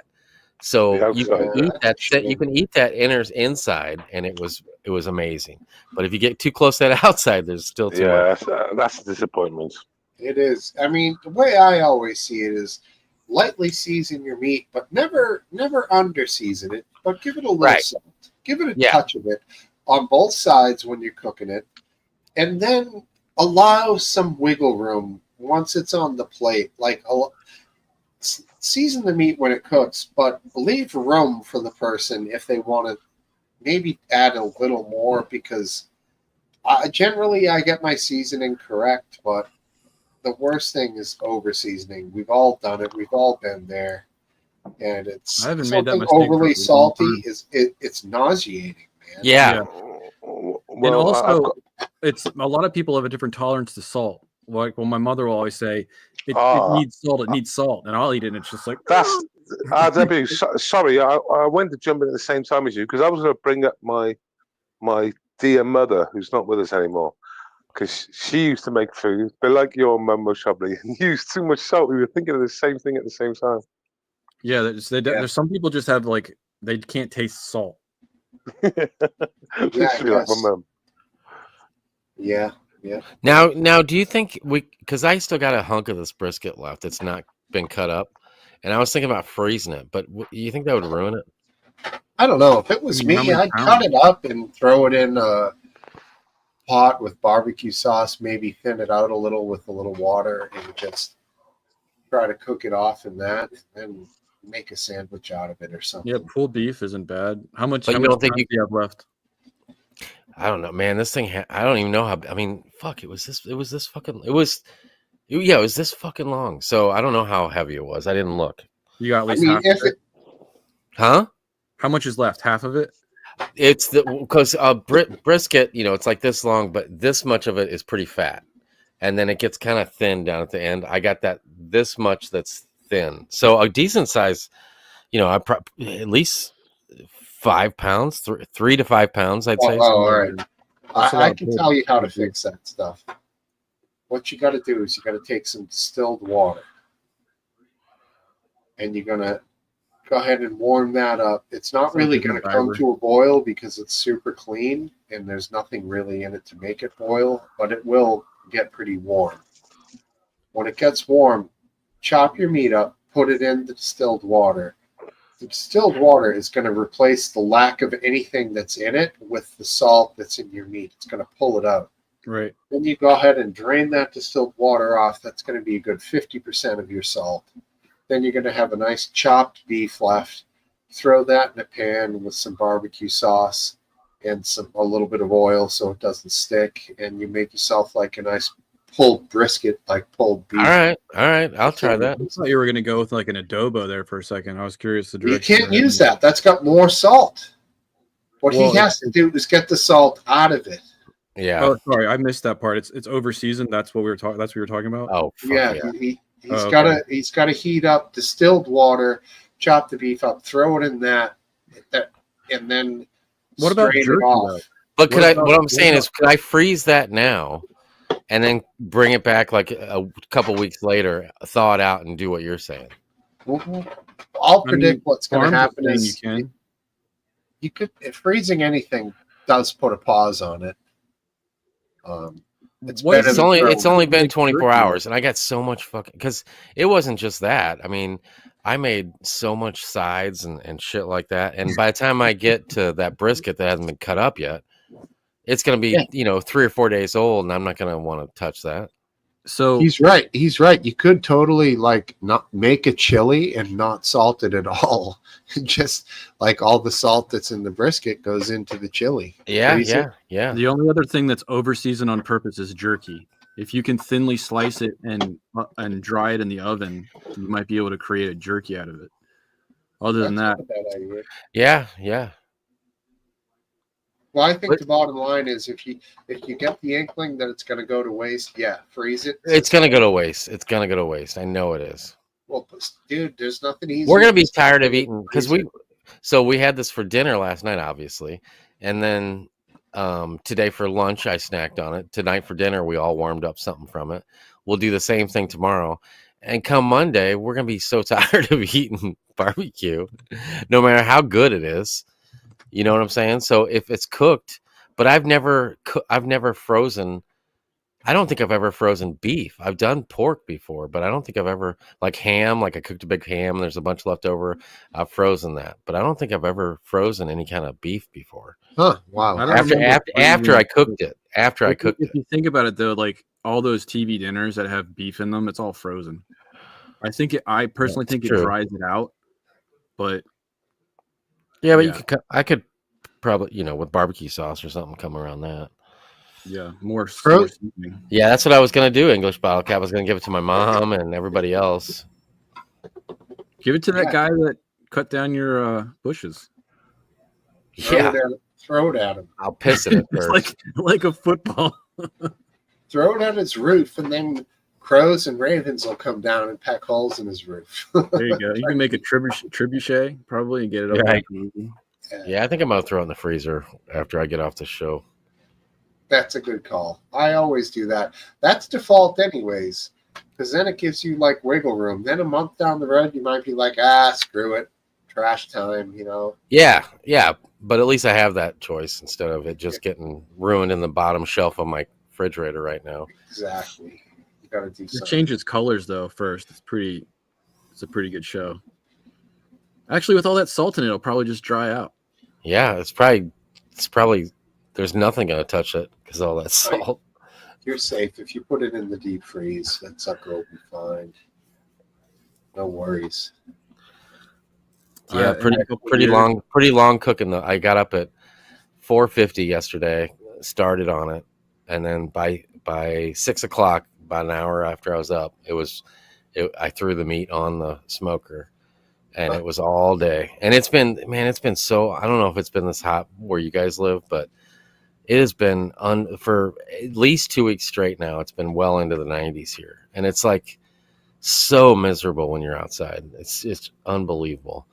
Yeah, I was gonna say I would figure it would have been fun and experience because I enjoy that type of cooking, unless it's all the time. But yeah, it's so, at least down here in North Carolina, it's so brutal outside Yeah. that and I don't know how many flies you have there. Well, like we're on a Oh ranch, my so- God, dude. They knew something was going on yesterday. Seriously, because I'm doing it right here out my sliding glass door on my concrete patio out here. That's where I got my smoker. And it was unbelievable the amount of flies that were on that patio all day. And they couldn't get to anything, but I guess they smelt it or something because they were, oh my God, It's pulled every fly for, unbelievable. like, 5-block radius, probably. I guess, yeah. So Yeah, how it many was. of those are in your house right now? Is there one flying around? There around is. you? Yeah, I haven't seen any while I've been sitting over here, but a few have trickled upstairs, and downstairs I've killed 2 or 3 today already, and there's still some flying around because I'm people are in and out of the sliding glass door all Exactly. day. So I'm going to have my aphid minute here for a second. Yeah. So I hate flies. I hate them. And I have 2 young boys, and they can't figure out if they're going to go in or out of the sliding glass door all day long. So they kind of just do both. And then as they do it, it's like they open it and then just stand there and think about shower thoughts or something, and then they close it. So we have a lot of flies in the house, right? Oh. And there's different qualities of fly swatters, right? There's the plastic arm ones. There's the metal armed ones with a plastic head. Well, the problem with these cheap ones is that as you're smacking flies, they disintegrate and spit plastic all over the house as you're going. Oh. So I went for the Cadillac of the fly swatter. It's almost like a riding crop. Surya likes it. That's the size. Anyway, but the problem with it is it's got a stainless steel handle that's heavy duty and then like a faux leather head. And I have to relearn how to swat flies, which is one of my favorite hobbies, because it's so heavy that you can't just go after stuff like you used to because you're going to break shit. So anyway. You need a bug assault. Those guns that shoot the salt. Sounds like you got a real problem going on over there, and you didn't really enjoy yourself with that thing. No, I'm trying to enjoy it because I did. You know what a bug assault is? The gun. Yes, I have seen. Yeah. It was so quirky. I didn't know if it was like real because like back in the day, at one of the campgrounds in Pocomoke, they had this little bear trap, and it was for mosquitoes. It was tiny, like the size of your fingernail, and it had a little thing of fake blood that you could put in it. And it was like a joke where you set the little bear trap on the picnic table and put the little drop of blood. And when the mosquito lands in it, it screws it up. That's what when I saw the assault gun, that's kind of what came to mind. Yeah, no, I think it's the real deal. I think it really works. I mean, I use the hand technique though. That's the only way I found to really get them. And that's I come in like so. Let's say it's sitting on top of this mic here, and I come in real close. Real slow because if you're slow, they don't notice it and they don't move. And then at the last second, I go like that, and I do it fast, And when they fly up, you got so much more surface area with both hands that you almost always get them. So you get doo-doo fly crap on your hands? Yeah, I do. Oh, I do. That's worse than belts, man. Yeah, but think about those flies contaminating everything that they land on if you don't get them. Everything. So, yeah, no, it's better to get them with your bare hands than not at all. Right. You guys need the Cadillac of fly swatters. Maybe. But you wouldn't be able to use it in the room behind you. But then you're not cleaning. You're not probably cleaning up after it's already even smacks. You got a bunch of. Yeah, I try and make like artwork on all the walls. Yeah, and that stays there. Where if I do my hands, I go clean my hands, and there ain't no more fly guts all over the place. Yeah, I think there's a place for both. I can take 2 of the fly swatters and do the aphid method. Well, try that. I think you'll probably. Yeah, it might not. No faith. He has no faith. If you get good at it, slap. Yeah. Not clap, slap. You know what I'm saying, yo? I mean, I get it. I won't forget. I don't know. I think if you got your technique down, I think the double fly swatter might be a good technique. And I mean, I could move on to chopsticks if I really wanted to try hard, but yeah. I saw Karate Kid tonight. The scene where he catches it with the. Wow, you watched Karate Kid? It's I can't remember the BBC. I think it is our BBC. In America, I'm sure it's different than what it is over there. But it must be like a Ralph Macchio night because it's been on in the background on one of our TVs. Wow! And it was Karate Kid, and now it's My Cousin Vinny. Or it was My Cousin Vinny when it came on. Who knows what it is now? Never saw My Cousin Vinny. Didn't interest me. I'm not familiar either. I know the Karate Kid. I didn't like the remake. Cousin Vinny is Joe Pesci, from Goodfellas. I know who it is. Well, I know you do. I'm just trying to tell RW because he's never seen it. Yeah. And he's the lawyer of Ralph Macchio, and Ralph Macchio gets mistaken because they were in a wrong place at the wrong time, and somebody with the same looking car murdered somebody right after they left. So, and who's the lovely woman that's in it? Go ahead. Marissa Tomei, is that her name? I wouldn't know. I never saw it. So. I heard. Well, you knew there was a lovely woman though. Someone. I have secondhand information. Yeah, Marissa Tomei, and then and then the Herman Munster was the judge. Man, she was one tasty cake. I mean, I hear from other people, mostly Grok. Did you ever see The Wrestler? The Wrestler? No, I never saw that. Like the name of the movie, The Wrestler. If you like her, you should watch The Wrestler. It's a really good movie. It's one of those movies that's kind of depressing though, and like you don't want to see it again. I like it's hard. I'm telling you, it's hardcore though. It's got the guy that was real famous back in Mickey Rourke. Yes. I so know you know what you know the movie. I know everything. I just don't partake in much. Well, it's like a intense, like it's just one of those movies that's like just it sits with you after a while. You leave and you're like, fuck. That is fucked up. Are you guys gonna watch Happy Gilmore 2? Is that something that interests you? It doesn't interest me. If it's on, I'll but it's probably gonna be stupid and cheesy, like Beverly Hills. Beverly Hills Cop remake or what, or not remake, but the reboot with what's his name? Eddie Murphy. Yeah, Eddie Murphy. I watched like 10 minutes of that and I was like, this is so completely fucking stupid. I didn't even know they made another one. Yeah, it was just like who could he possibly be thinking about? There's no way he forgot Eddie Murphy. Yeah, Eddie Murphy. I thought they remade it with some like new black actor that's like over or something. They brought him out of retirement for a reboot. Coming to America 2. I was really stoked to watch, but it ended up just being all political. Instead of being like a remake that's funny, it's just all political slander. I saw that was coming, and then I totally I don't remember it even being out. I totally missed it. Keep movie talk going. I'm gonna pee and grab brew doggies, and I'll be back. Have you watched anything lately, RW? For movies, Sarita's. So tomorrow's our hangout night, and it's she wants to go through all the Indiana Jones. That's good. We did the first Indiana Jones, and it's been 25 years or something since I've watched it, and it's literally Star Wars with a whip. Yeah, kind of. You're listening to like the quotes that they're saying, and you're listening to the music. It's like the exact same music as Star Wars. Yeah, I think is it John Williams? I think he might be the same guy. I know it's the same composer, but that's what I'm talking about. It's the same freaking song. So it's like it was a weird experience. It's not. I really enjoyed the first one. I was at that age where that was like such a big deal to see a movie like that. I was probably 8 years old probably when it came out. Totally.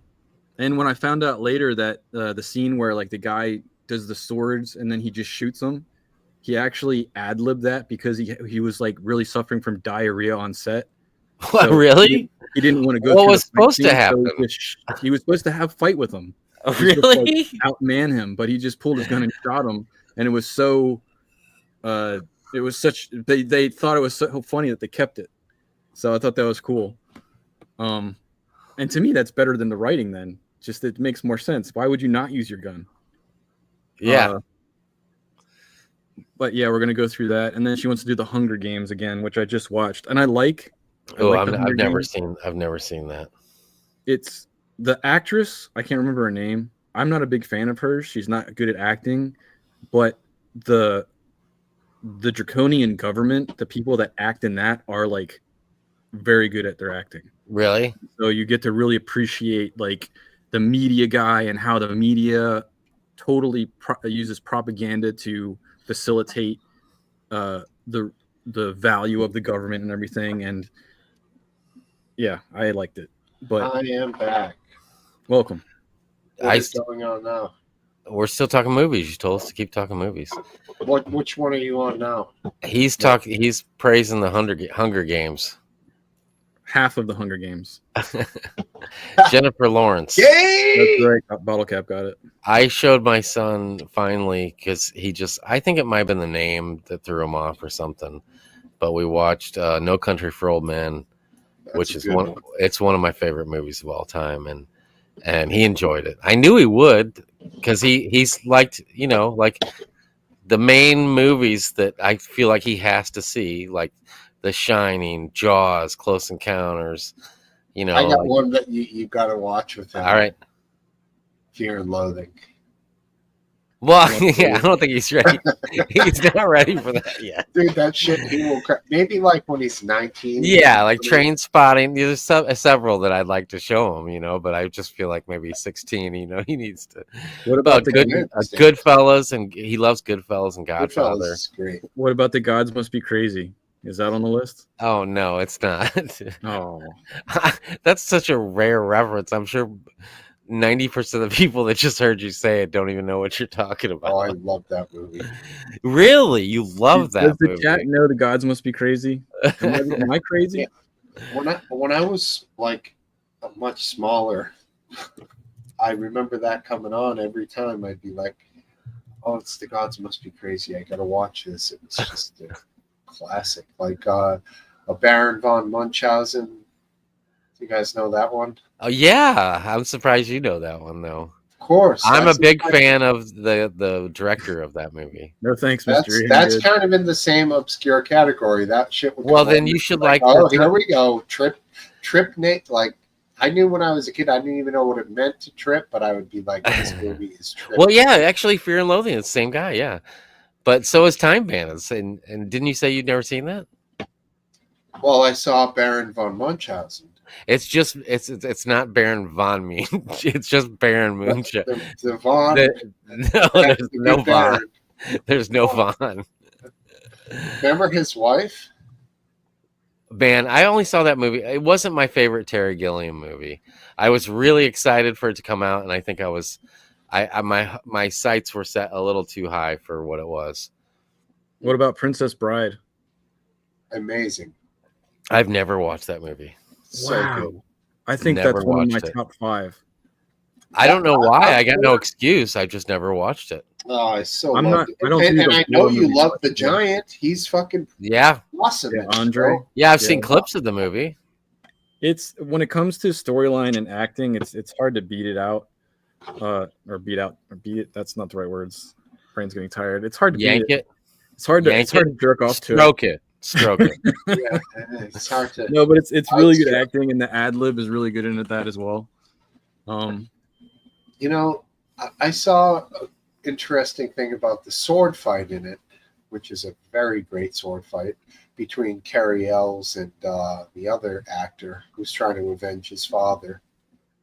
And it ranks up there with like the great cinematic sword fights of all time, which is cool if you follow, the old Zorro stuff and anything from the 100+ year of movies.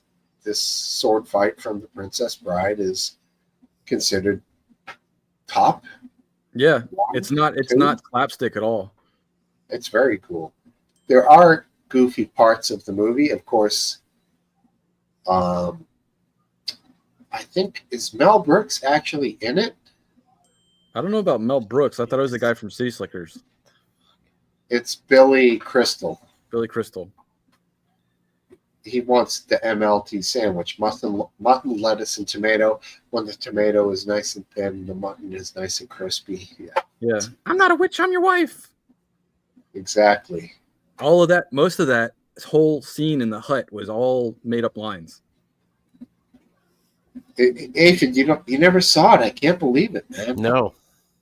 I think your son would definitely appreciate it as well. Like maybe we'll watch it. We'll try watching it. Yeah, that one's fairly wholesome. I think it might have been PG-13. The only creepy part was the wheel that's like sucking. Well, he's 16 now, so like a boob scene came on something the other day, and I was like, "Come on, he's 16 now. He can see a boob." Yeah, that's fine. He's 16. It was just Game of Thrones, whatever.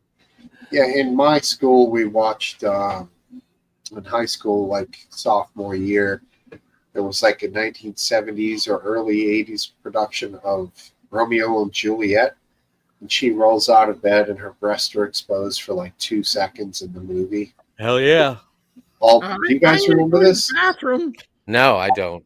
All boys Catholic high school. We let out. Well, I don't even know what Romeo and I don't know if I've sat through a Romeo and Juliet movie.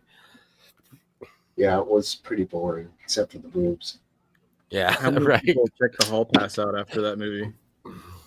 Only one bathroom pass, right? Yeah, well, here, Cup of Tea's kind of making a funny joke here. What about this thing they say about is it The Wall and The Wizard of Oz? Or The Dark Side of the Moon and The Wizard of Oz? No, it's The Dark Side of the Moon. I believe it's The Dark Side of the Dark Moon, Side of the Moon and The Wizard of Oz. And supposedly, right when the director's name comes on the screen, you press play. And it's supposed to sync up perfectly with the whole movie to the start of every song and all these different scenes and stuff. I've never done it. Have either of you guys? I've heard it, but never done it. I haven't watched The Wizard of Oz since like I was 5 years old, but The Dark Side of the Moon I do listen to at least yearly. Cue it up on screen. Let's give it a shot. Let's do it. We got another hour and a half in us. I mean, we can't do it here, but RW, that would be a funny watch party to try it if you could sync them up on Discord and like you'd have to pull some magic. Yeah, how would I do that? You could run the Wizard of Oz. Figure it out. I could run it through the jockey bot, but getting the timing perfect with that is going to be tricky. Just bring it into some video editor and link it up. Have the audio and the video separate, and not on this bad boy. No, I'm saying there's plenty of free movie editing softwares. There's got to be something on YouTube that's already did a sync together, most likely. You might be able to find that. But Aphid, I found like none that are free.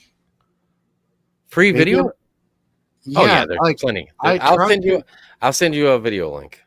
I took a badass video pulling into, I think it was LaGuardia, and it was a beautiful sunny day, and the plane came over Manhattan, and I just got this beautiful shot out the window, and I want to put music to it because I don't want there's audio in the background and stuff. Well, do you want to do it on your phone or do you want to do it on a PC?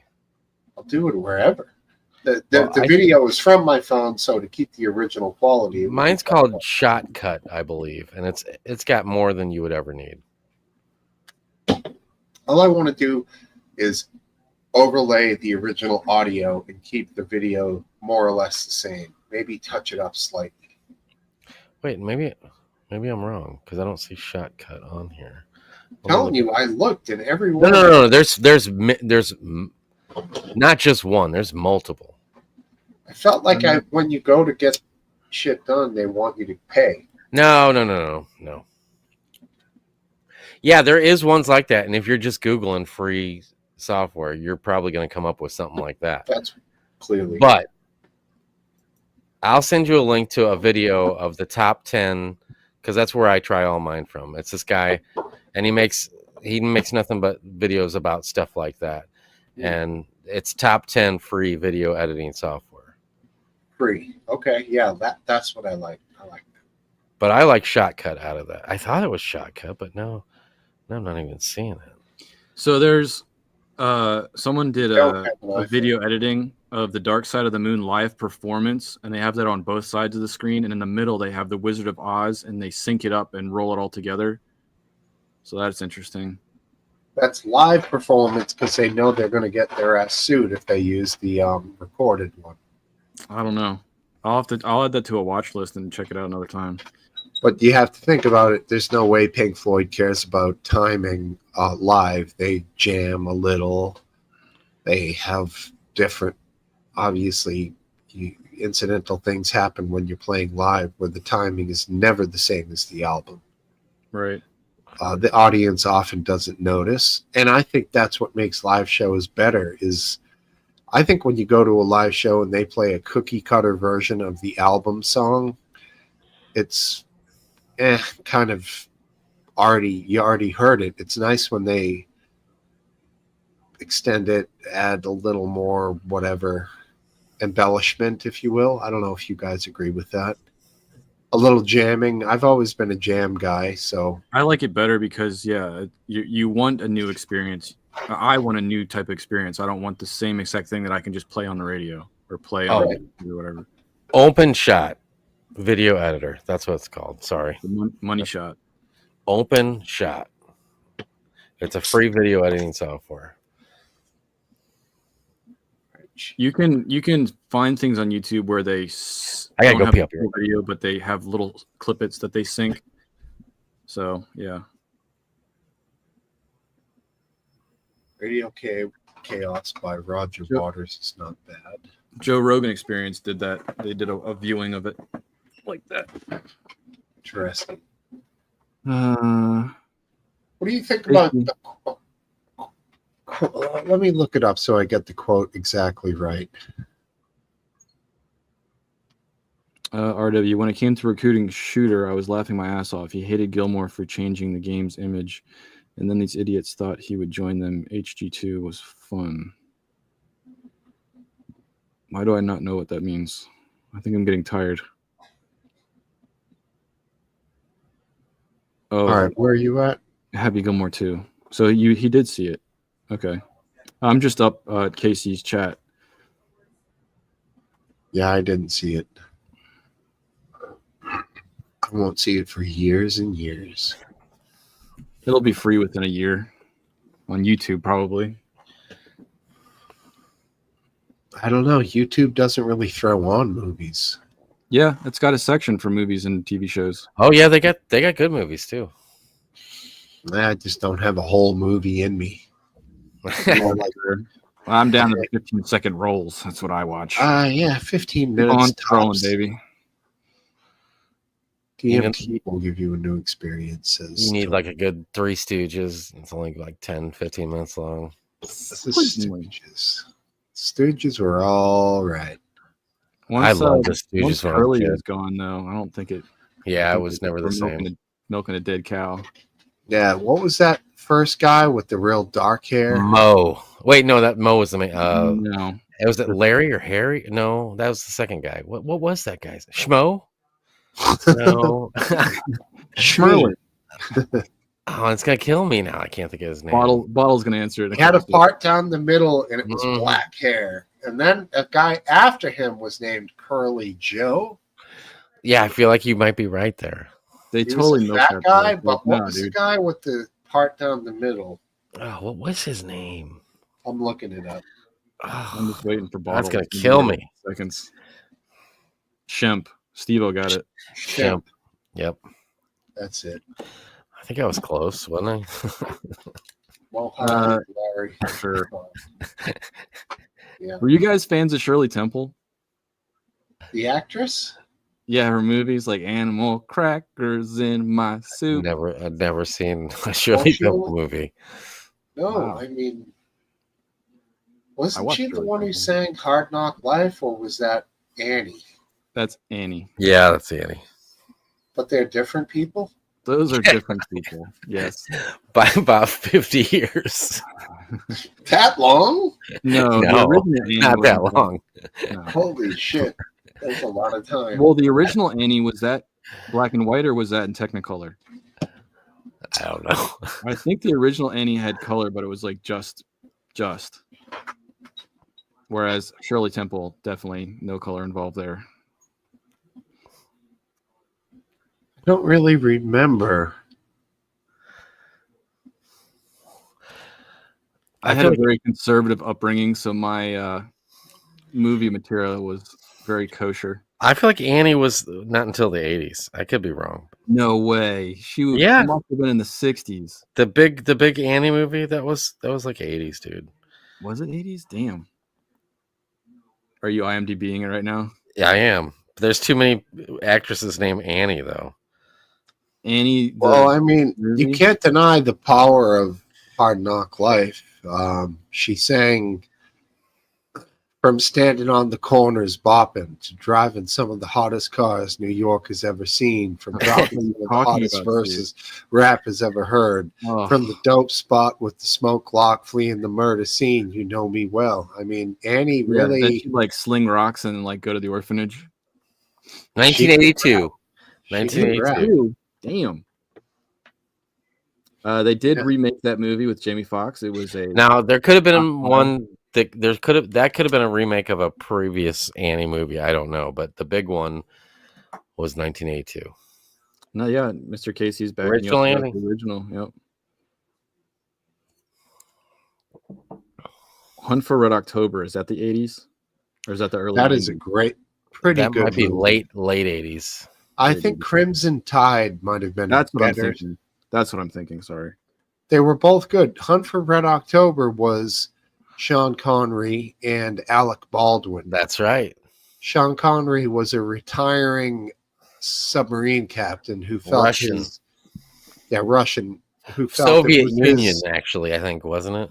it was. He felt it was his obligation to the world to surrender to the U.S. to somehow alleviate or stop nuclear war.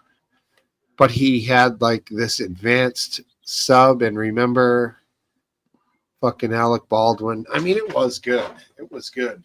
But Crimson Tide, you had Denzel versus, God rest his soul, Gene Hackman. Yeah. One of them was the captain, which was Denzel, and Gene Hackman was the executive officer. They were both on the same submarine. And it was a pending nuclear war situation where the coup. That's right. Where it was one guy who said, "This is nuclear war. Let's dump out all our nukes, fire back." And then Denzel was trying to cool the scene and say, this isn't right. This isn't war. Something's wrong. We got to hold back and not start the war. So it was a little battle of wits on a global scale. Very good. Dang it. Is A Few Good Men something you'd watch with your son, Aphid? I would have to watch it myself first. Oh, wow. Okay, damn. I mean, I'm not saying it was a bad movie. I enjoyed it, but do I want to go back and sit through it again? No. Okay. I thought that was a pretty intense movie. Which one?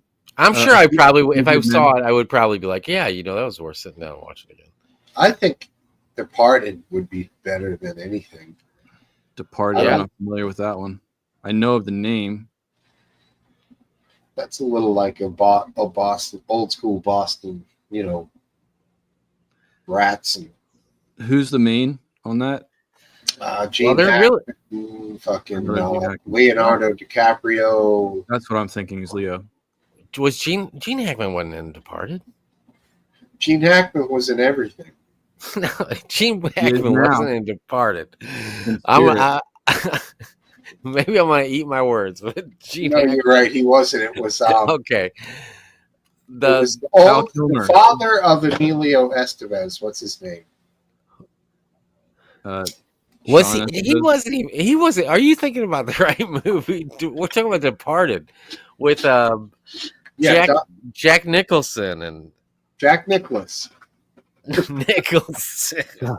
Jack Nicholas. He hit the fucking one iron, and it was a legend. No, Jack. Yeah, he was in the movie The Blinding. Remember that? Okay, let's go through because this kid's here. He's on a camping trip. Shit. It was a stacked. Good morning. Hey, Biscuit, how you doing? I'm all right. It's a very early morning. Martin, I stand correct. Martin Sheen was, but Gene That's his father. That's Emilio Estevez's dad. Gene Hackman was not, though. All right, last question. Last question. Tombstone. Would you watch Tombstone with your son? I don't know if I've seen Tombstone, but I feel like there's about 20 or 30 westerns that I would show him before I got to Tombstone. Wow. I could be wrong on that. Okay. But I just feel like No, you're right. I've only seen Tombstone on YouTube clips, and I love them. They're so good. But I've never actually sat down and watched the whole movie. I've seen all the great clips, though. Yeah, we actually did that for our one of the few movie nights that we had. Is my camera gonna work? Oh, look, you got good reception out there, dude. I've only got like 1 or 2 bars of 4G. Well, it worked. Got a better internet feed than my Starlink here in my basement. I am in the middle of bumfuck nowhere though. Are you by yourself, or you got other people with you? Oh no, I've got my daughter with me and my friend and her kid. I think you got a little foam on your mustache there, bro. Too much marshmallow. Did you bring a fishing rod? I did indeed. Anything yet? No, I haven't been fishing yet. We got here yesterday, and I'm going to pay for my fishing license today, and then have maybe a few hours. Are the mosquitoes large enough to use for bait? There seem to be, yeah. There you go. One just literally flew past my face, so. I mean, you can always fish in pitch blackness at night without a license, because the likelihood of getting caught by the game warden is like. Well, here it's a bit different. It's a family-run site, and they don't sleep. And they're it is a bit of a ball. He came down in his Ferrari Enzo yesterday.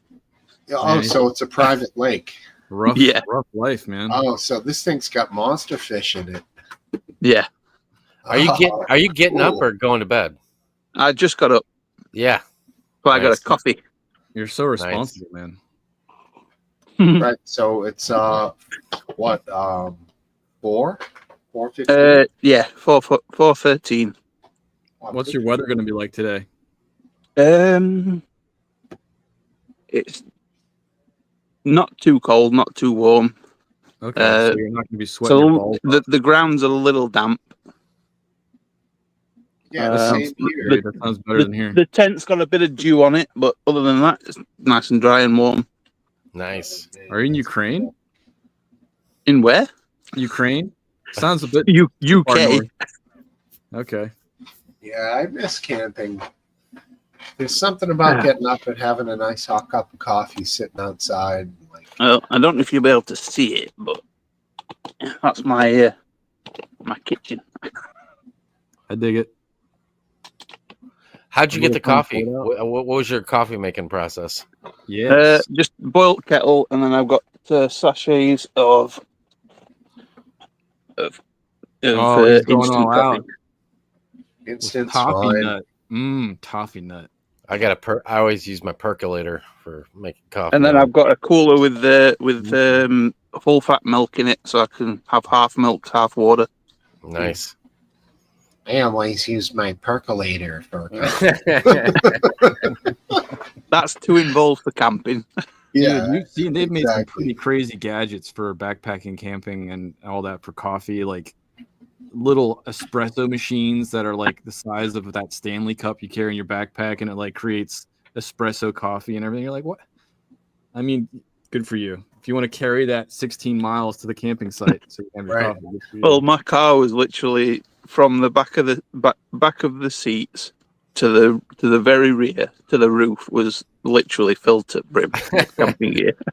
Nice. And you'll probably use like a tenth of that. I think I've used everything so far. Really? Oh. Yeah. I've seen some good videos of something called, they say, like freeze-dried coffee in some MREs. Some of it can be good. Then I think back to a product from the old days that like my parents would have like always, like the gunslinger at a family party, Sanka. I'm like, was Sanka fucking freeze-dried coffee? Do you guys remember Sanka? I remember the name. I remember the name, but I wonder if it's like Roma or something. Sanka, you just took a spoonful of it, put it in the cup. That's instant coffee. I believe that was freeze-dried coffee. Yeah, instant coffee is freeze-dried coffee. Okay.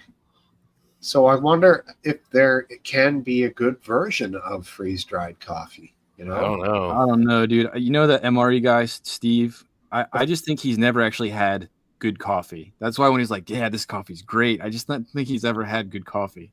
I think he has, but he's judging it on a scale. Okay. Yeah. And I love his videos. And Sanka is decaffeinated coffee, just so you know. It's made by Heinz, Kraft Heinz. Me Ancient is another one I follow. And he's a retired Marine. And I feel like these guys are setting the scale of coffee and MRE coffee as two different things. Like when you're camping, if you have anything tastes remotely like coffee and it's not this bitter piece of crap, it's kind of like, oh, all right, yeah, we're winning. I mean, those Nescafes he's got, yeah, those things are tasty. This is not really. It is coffee, but it's flavored toffee nut latte. Yeah, they're tasty, dude. It's not exactly a pure coffee indulgence. I still think it's good. Hi, look, Russian Ren's here. How do you say that name right? Proper. Shash Ren? Is that right? Yeah, I'm not going to try to attempt that one. Well, I guess the Ren's separately because it's got a capital. I've always thought it was the Rorschach test, like where they do the ink blots and you open it up. Wow, maybe I'm wrong. So it'll be Rorschach Ren. Maybe I'm wrong, but that's what I always thought it was. You guys are cultured, man. You don't know what the Rorschach test is? I know what the ink blot test is, but I don't remember the Rorschach test. Yeah, maybe it's the same test. They're all Rorschach. Yeah, see, I was right. They're all just different pictures of broccoli anyway.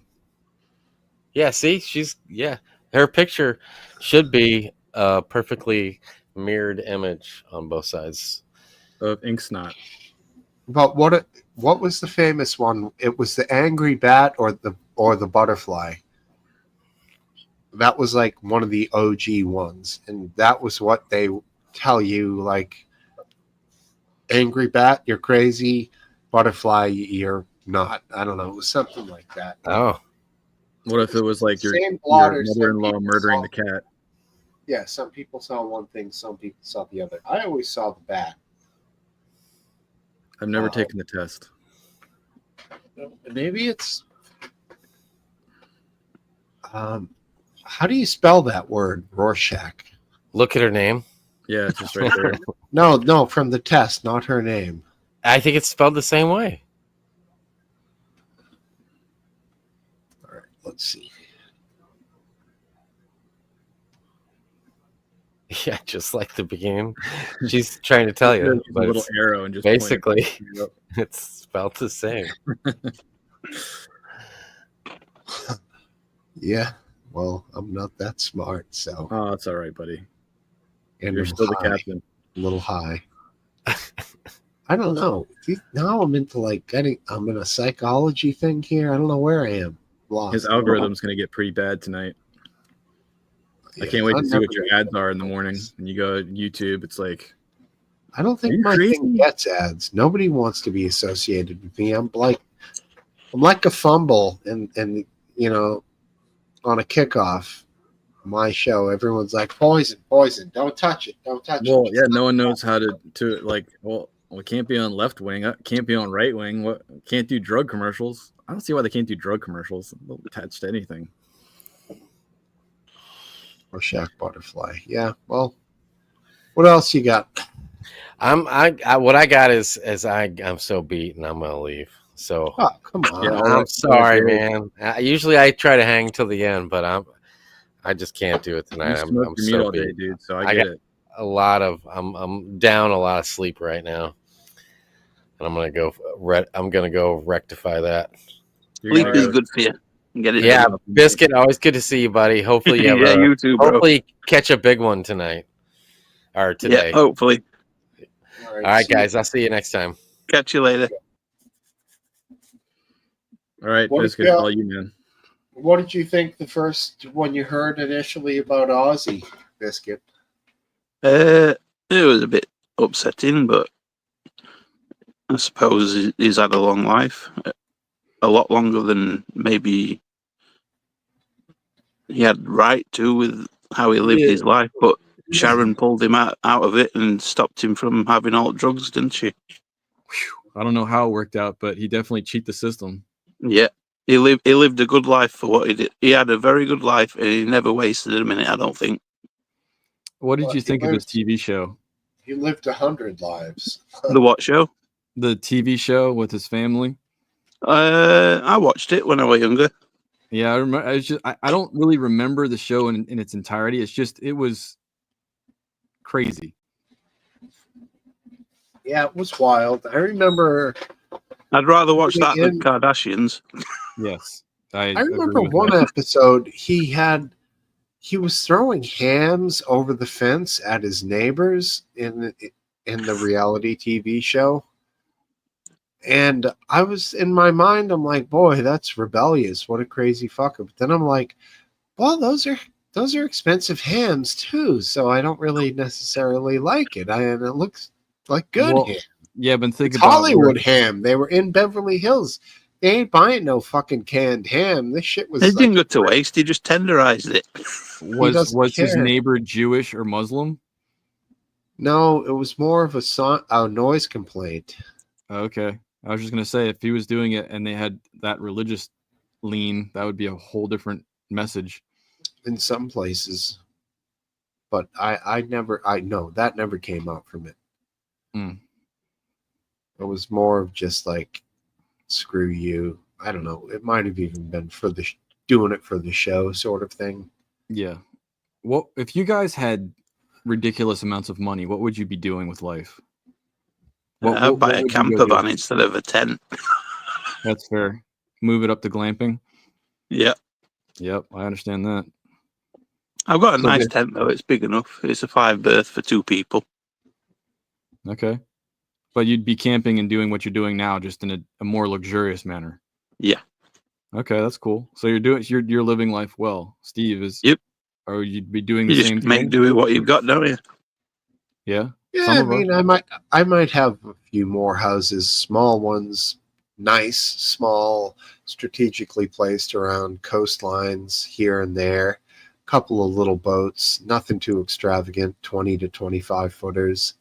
Travel Just with be the able weather. to hop around and be able to live without having to work, if that's the level of wealth you're talking about, and yeah, that's the travel level. from place to place. That's what I would do. So you travel I with don't need weather, to. or what do you mean What's by that? You said strategically placed. Does that mean like you travel around to keep the perfect weather, or like what? Yeah. Okay. Yeah. On your private jet, or That might Well, be if that's what you want, become an evangelist. No, it's leader. more just like, here, this zone here in the summer is great. And then in the fall, head down to Florida to extend the summer a bit and stay down there maybe through the winter. Explore the Outer Banks, maybe have a little something down there. A little bit of everything, That's fair. That's interesting. So, I mean, you guys aren't really far from that lifestyle. Like, it's just that taking it up to the amount of time you can do those things and the luxury that you have when you do those things.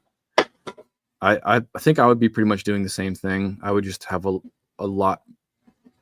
I would have more tools and labor to be able to create the project faster, and then probably start creating more projects in different places once this one's finished. Oh, yeah. As for a lifestyle change, I think I've already as well reached what I enjoy. Yeah. If you had a guy too, like if you wanted to like really get shit done, you could hire your own guy. Like a butler. Well, I mean, if you're talking about doing jobs and wealth, then if you want to get the jobs done, isn't the best way to get them completed with labor? Yeah. Oh, if I wanted labor done, I don't think I'd buy a guy. I'd buy a lady. Wow. If you get like a Samoan, Get a maid. They're like really strong ladies, so they're pretty and strong, so you can win-win. Don't need to be strong to clean my house. Oh wow, damn. Yeah, well, I hear then. you. Yeah, I mean, I think we've gotten to the bottom of that question. I'd get a consuela or something. We worked that question to the bone. We're good. No, that's cool. I don't know if I'll ever make it to that point, but I don't know. I scanned a contest thing on the back of a bag of potato chips earlier for like, it was like Wise chips. There was this goofy thing. It says like, scan this to be entered into a prize thing. I'm like, just Can't give us hurt. your phone number and your email and your social security and no phone number, just email. okay. I had a right trouble sparking barbecue up yesterday. How so? The gas Took me about half an hour, and then I gave up. Was and it then, wet? No, it wasn't wet. It's just a cheap barbecue. The air holes were a bit too small, so it weren't getting much oxygen. Interesting. But I left it, and about an hour later, all the coals had turned white, and it was giving off just enough heat to make 6 burgers. Wow. Oh, interesting. I thought maybe it sat in the garage too long, and like the mud dauber built a house on the line or something. But how about I don't know if you have them over there. It's them like suitcase ones that fold out. Never heard of it. Basically, yeah, like the little Coleman ones. Similar, yeah. These are very cheap, like £15. How about drilling some bigger holes? I could do, but that'll have to wait till I go home. All right. Yeah. I do have a drill actually. I just ain't got a drill bit because I bought those tent pegs that you drill in. So you don't have to hammer the pegs in. Add that to your list. Get a nice set of drill bits with the easy load, chuck on the end, and get. I've got some DeWalt ones at home, a full pack. I'll have to drill holes in. Yeah, it shouldn't be hard if it's cheap metal. If you have, it's only tin. Okay. If you have a drill, what my thing is, I'll get a small little canvas bag with the zipper on top. My drill's in that, all my drill bits, and every accoutrement that I could ever want. So whenever I'm like, I gotta grab my drill, all the shit comes with it. Yeah. Torque driver bits, Phillips head bits, common size drill bits, metal and wood. That only adds a couple pounds to it, and then that shit's always together. Now, if you're talking impact driver or drill, then you might throw both of them in there. But hey, that's another level. You're saying you have like a Milwaukee backpack set up with that, or what do you have? No, more just like a 2-handle Milwaukee bag. Okay, I got you. With drill or impact driver with all the bits in it. Right. I went with the Milwaukee backpack just for a carpenter setup. So the bare minimum for whatever I need for just doing carpentry. But, yeah, that's a good one. I might upgrade to that. The tool bag's getting a little obscenely heavy. It's more so for like carrying it and then having your hands free so you can, because you're usually carrying multiple things. And the Milwaukee bags are extremely durable, and they have a decent amount of room, and the fact that they're hard bottomed, so you can like throw them around on concrete and stuff, and it doesn't tear the bag up. Yeah. It's just I get paid by Milwaukee, I guess. I know I don't. But I hear you, man. I have to back out. I've got a weird no-name Chinese drill. That works. A Ching Chong? It's just, I think it's like a Ryobi knockoff. Okay. I mean, depending on what you're doing with it, those cheap ones, I forget what the really cheap ones are called from like Lowe's and Home Depot right now, but Ozito or something like that, they'll get the job done. And the batteries are all pretty much the same, but when you do get to the higher end tools and you get to see what they can do and how much, it's mostly a matter of how much you can beat them up. I mean, the weirdest thing about this drill is that you take battery off and then it's got a barrel plug connector to charge it. You don't slide it onto a charging block. Oh, you plug it right into it. It doesn't. Yeah, you plug a barrel into the top. Yeah, that's a little different. But the problem with that is if the battery goes bad, then the whole thing has to get thrown away. Not necessarily. I think you can get batteries that are just generic that'll fit it. But at that point in time, it's probably just as much. It's got prongs. It's got prongs that connect to the drill. It's just got a separate barrel connector, so that you just have a little charging plug, and that's it. Okay. What's interesting about a lot of the tools that you can't swap out the batteries is that if you do open them up, A, it's hard to remove the batteries to replace it, or B, you can get a replacement, but that battery costs just as much as if you would buy the whole tool again brand new. Yeah, it's probably true for this one, to be fair. I mean, it was. I think it was about 19 quid. Oh, $20. Yeah. You got to remember, the motor is, maybe more important than the battery. Yeah.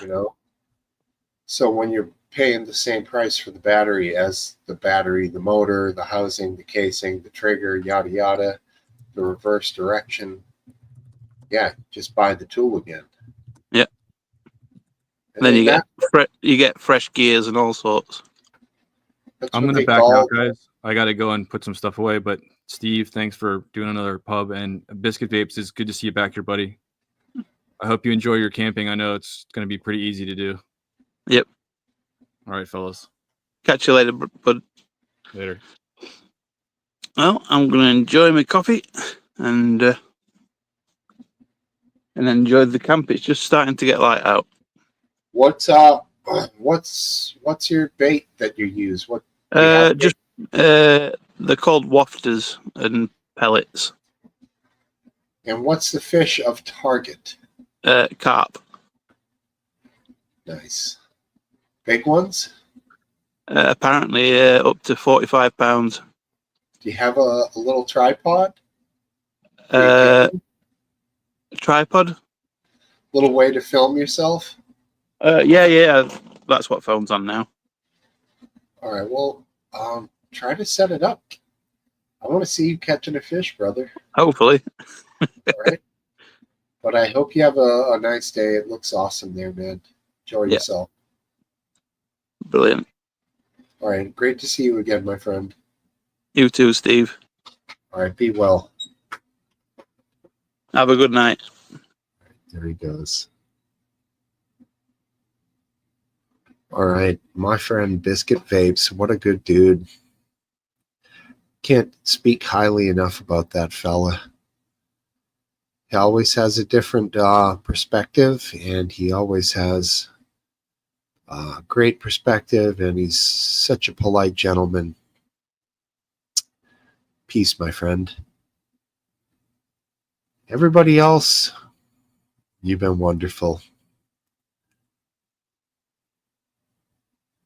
Ha ha ha, cup of tea. Love you, buddy. Scum TV, what up, dog? Hey, Scum. Go live now. I'll jump on your shit.